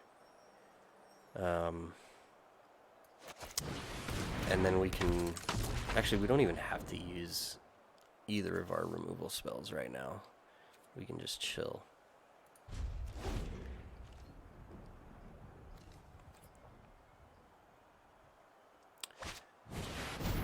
Okay, another Bounding Gold.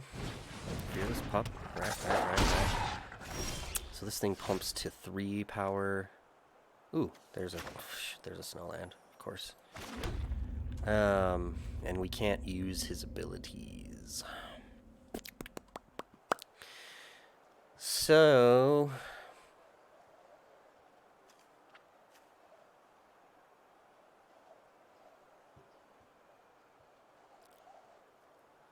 I think we can just brawl the pup.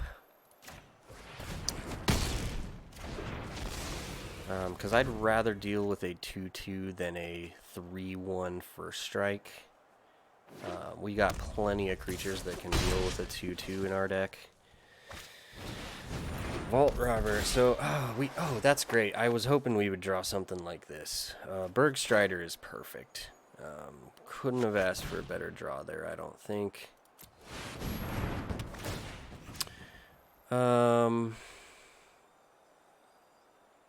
Let's just leave that dude tapped.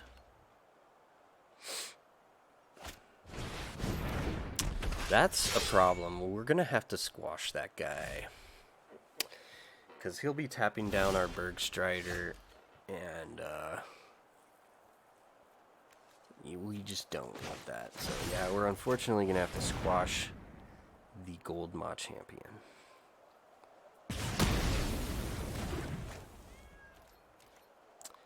Not attacking. We don't need to start trying to chip life out here. We want to protect our own real quick. Treasure.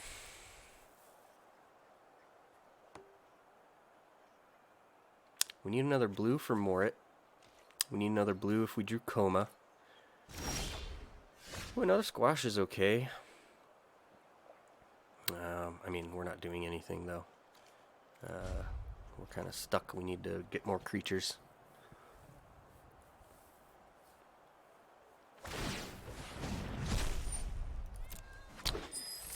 Hopefully the mana advantage that they're getting here won't really matter at all. In a red-white deck, I don't know why you would need a bunch of mana. Alright, Righteous Valkyrie. Whenever another angel or cleric enters, you gain life equal to that creature's toughness, as long as you have 7 or more life than you're starting. Creatures you control get +2/2. Look at him, he's got it. He's got the thing.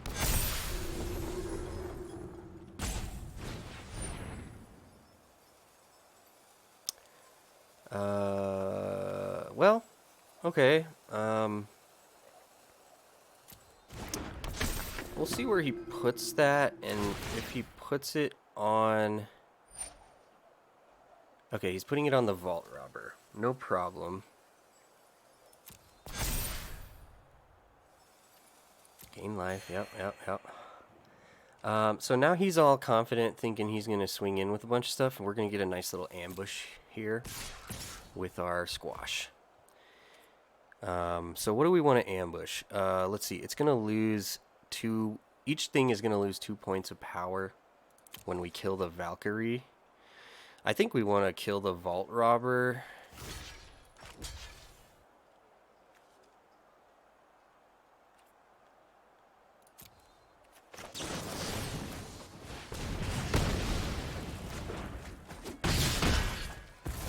Cool, that worked out. Boreal Outrider is sweet. We just need that second blue. We really just need that second blue. I still don't think we're in attack mode.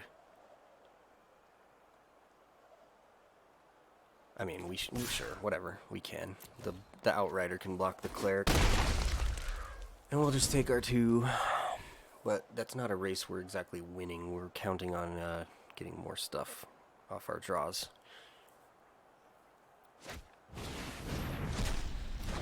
Okay. Flyers are a problem for us, I've noticed. We need to get a...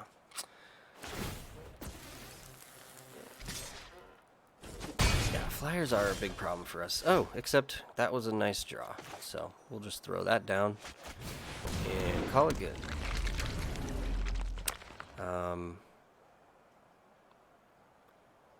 That was a mistake. I should have used the snow mana for that.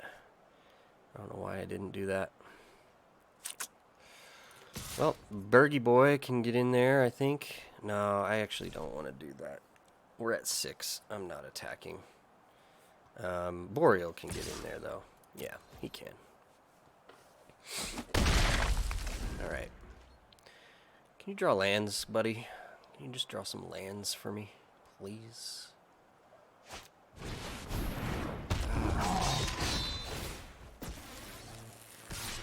If a giant source you control would deal damage to a permanent or player, it deals double that damage to the permanent or player instead. Alright, so yeah, we have to trade off for that. The question is also, do we take the 3 from Valkyrie? So this thing isn't going to cause us to die, right? If a giant source you control. So, okay, we can trade. The Bergstrider can take 6 damage. Who cares? It'll trade. The Code Spell Cleric will die. We'll take the 3, and we'll be in a pretty good position, and just hope they freaking keep drawing, or that stop drawing things and start drawing lands.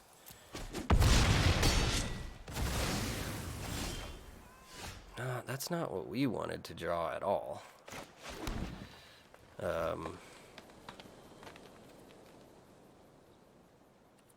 Yep, we gotta pass.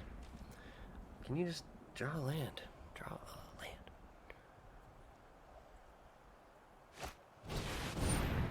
Yeah, we're dead. They didn't brick on any of those draws. We're dead.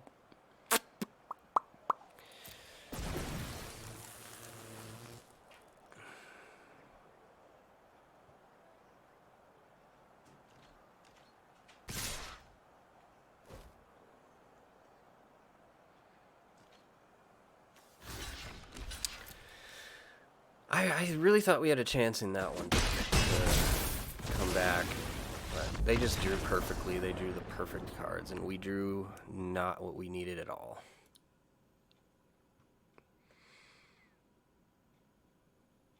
And the mistake with the Boreal Outrider and the +1 on my flyer was pretty brutal. That was a bad mistake. Alright, we're not out. We still got a loss we can... well... if we lose one more, we're out. So let's go again.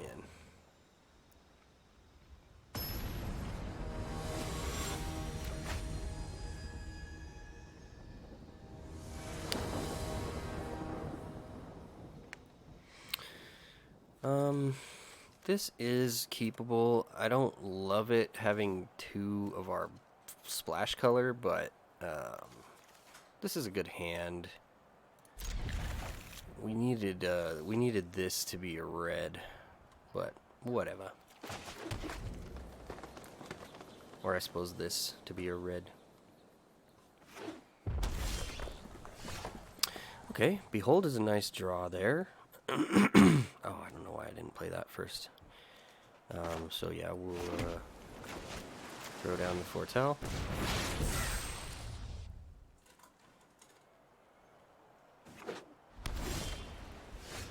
So Rulf, that's cool. That's real nice.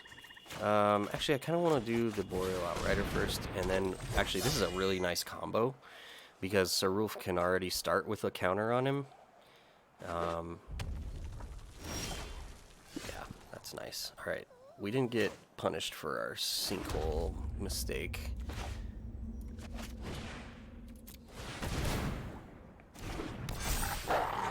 How do we end up playing against all these red-white decks? What the heck is that? I don't even think red-white is that good of an archetype in this set.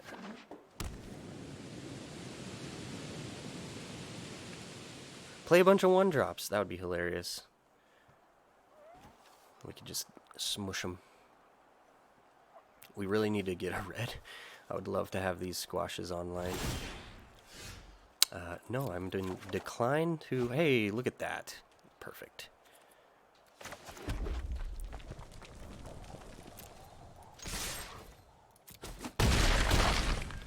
Well, they must be having trouble. I'm going to leave up the squashes. See what they play. If they play something like 5-drop, then we can squash it and hit for 8 next turn. That'd be great, actually. Why don't they just, throw down that 5-drop that you have in your hand. That 5 mana 5/5.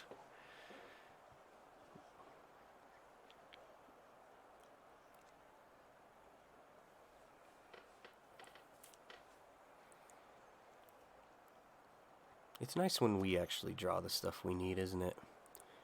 Instead of the opponent drawing perfectly.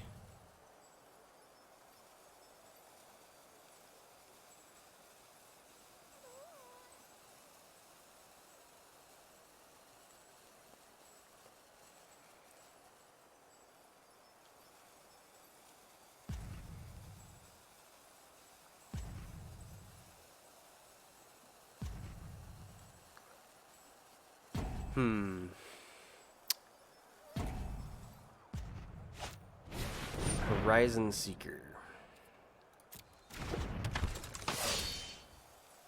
And a 2-drop? Yeah.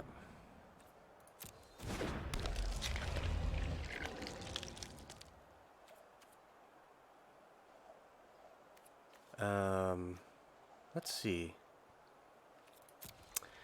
So we can squash the Seeker.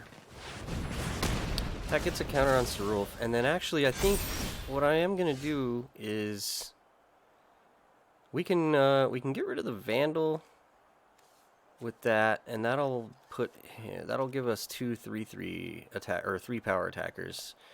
Put them to 4. Oh, I just love Sarulf. Sarulf is so great. Let's do it. It's fun. Cool.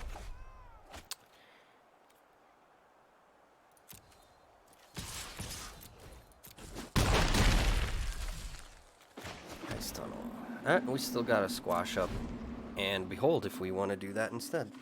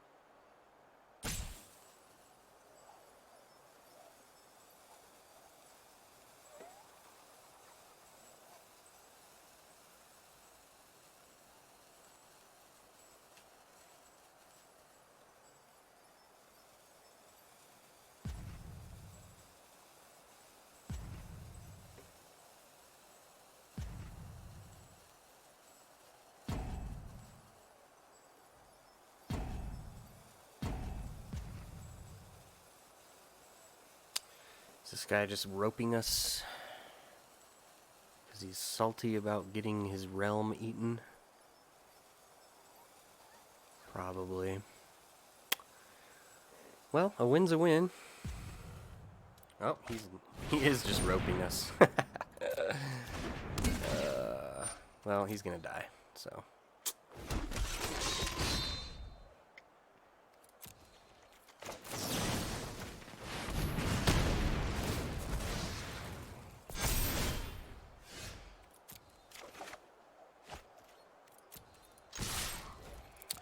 Okay.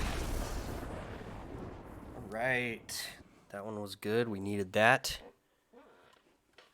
We just have to win 4 more in a row.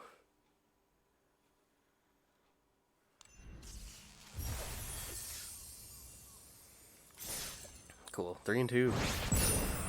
We get some gems back. Tiny little bit of gems.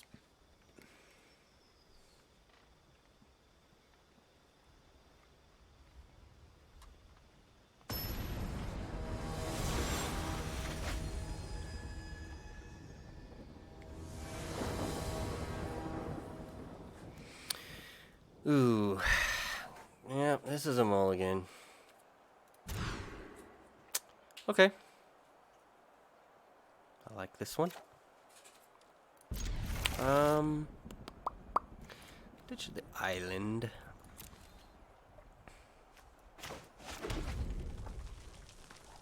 I don't know if ditching the island was best there. I could have ditched the squash, but I just feel like squash is too important of a card for us. Not throwing the avalanche collar down on turn 2 here.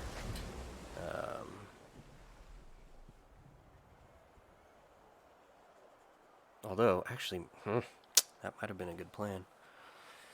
Because it's either play him on turn 2, activate him on turn 3, or wait till turn 5 to play him so that you can activate him right away. And by turn 5, people have blockers.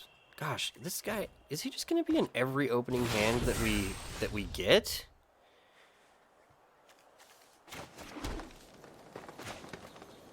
Oh, the Mistwalker is a great draw because that helps us cast our squash. If we get to boast on Horizon Seeker, that's going to be sweet too. Definitely taking that opportunity if we get it. Even though, ironically, our mana is perfectly fixed. We've got all 4 colors. We just need the extra island and the extra forest to draw Coma. Is this going to be a Frostbite? Or a Demon Bolt?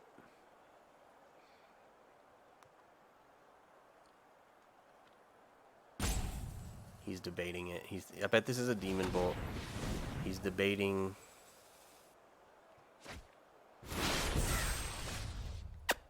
Yeah, he left 1 red open. That's a Demon Bolt for sure. But we get to boast. Unless he kills it before combat. He's probably gonna. Yep, here it comes.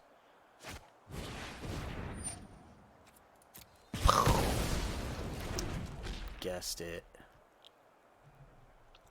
That's nice though that the Demon Bolt is used, because that means it won't be used on our Avalanche Collar. Really would have loved to get that 5th land though. That would help. It's nice to have a Frostbite up here.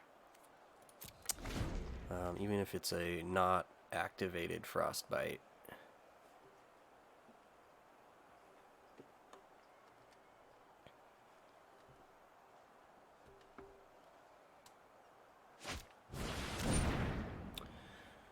Bloodline Pretender.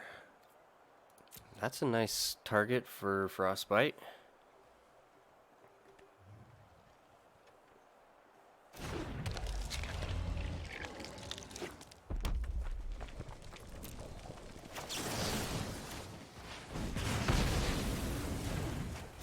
Okay. Ooh, really wanted that land there. That's okay. Get in. 2. Leave our squash.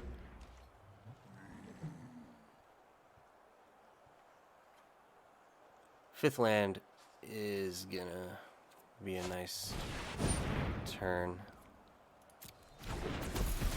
Alright, we're gonna take that 3 from this.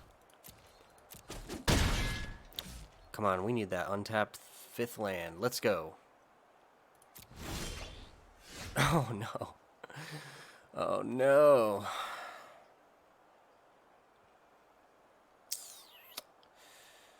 Okay, I think we're on the defense here. I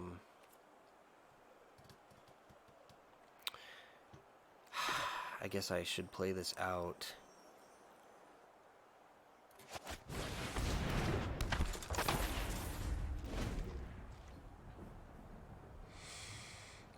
Probably gonna draw an immediate removal spell if he has it.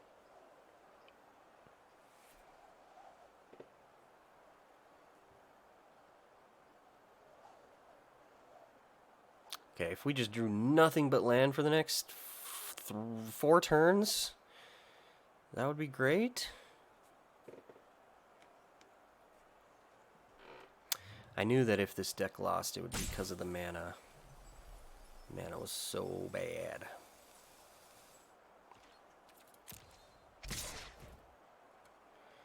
Alright, I'll bite.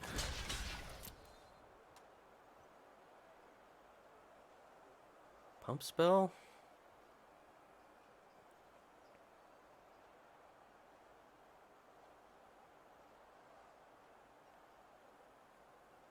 Oh. Nothing.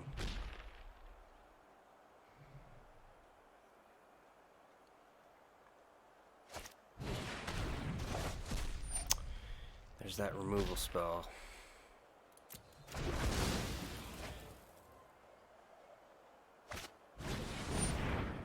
Why do we always have to play against this card? Can somebody just not have a bunch of flying threats against us for one game?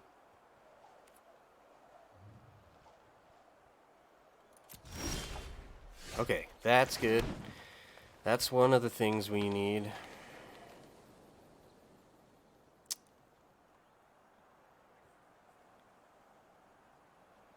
Just two more land draws after this, please.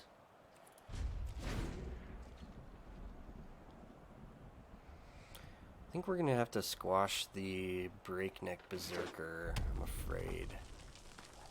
I don't love using my premium kill spell on that, but I suppose we could trade it off with the Mistwalker, but I just want to keep the Mistwalker around to block more equipped, stupid equipped flying dwarves.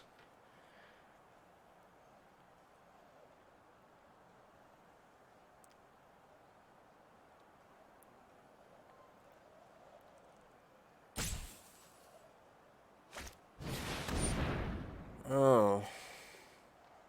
Well.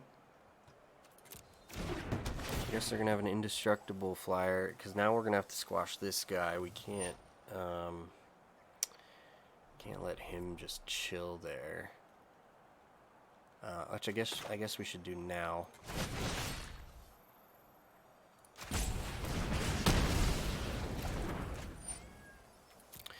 Alright, so cool. They'll have an indestructible attacker that I'm not going to block. They did not get a chance to equip, so that's nice. Ooh, there's a... Oh, it's not blue, though. That's a good draw, but we need our blue. We really need an island next turn. I feel like if we get an island next turn, we potentially win. Just straight up.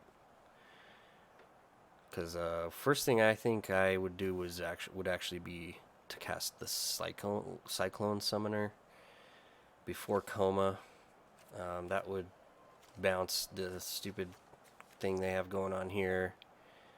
Put a 7/7 down. I mean, I'm planning like it's going to happen, but who knows? I mean, Island would be our best draw for sure next. So, might as well plan for it.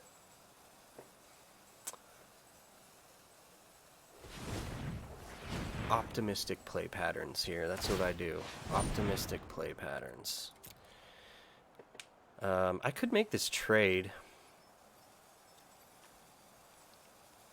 I don't know if that's a good idea.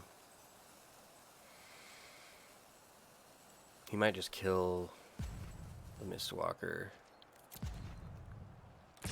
I think I'll make this trade. I mean, if I don't draw land, I will have wanted to do this. Although I'm sure he's He tapped all specifically, so I'm sure he's going to do some kind of a follow-up creature here. There's really nothing we can do about that. We just need to draw that island.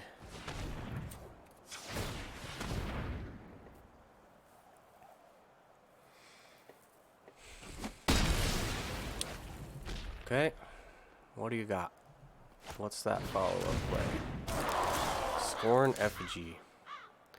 Well, that wasn't an island, but it's at least another turn buying time.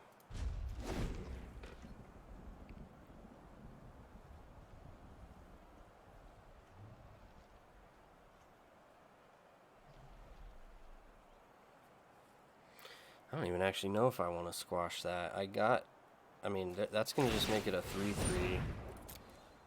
So, I'm not, like, dead here or anything. I think I'd just let it through. Let's see what they're next. Ah. Now that's a card I should squash.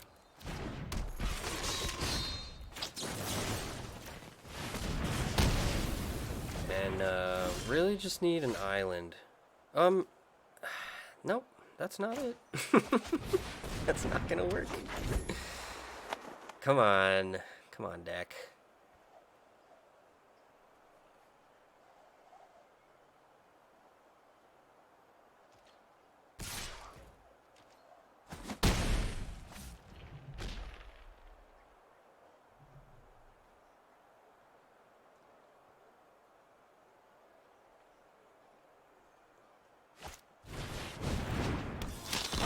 Oh, God.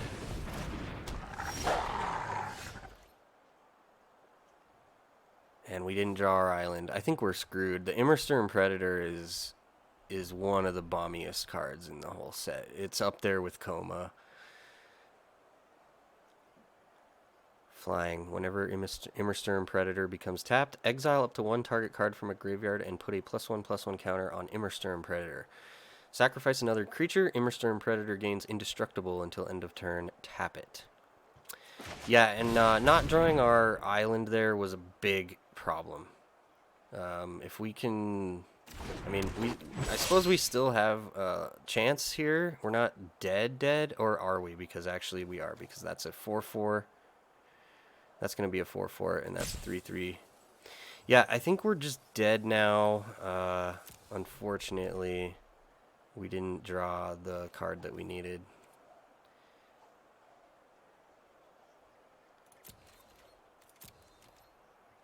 So I think we can safely good game here as the loser.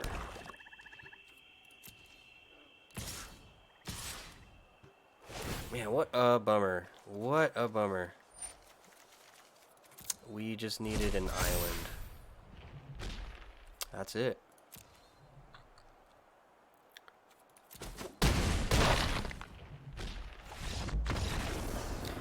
Well, that's all she wrote.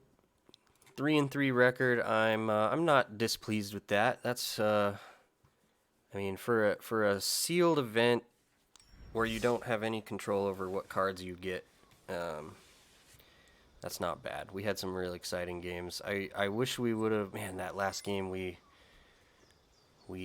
had. If we had drawn a blue mana source, that was a very different game. But as it stands, we went 3-3. Not bad. You know.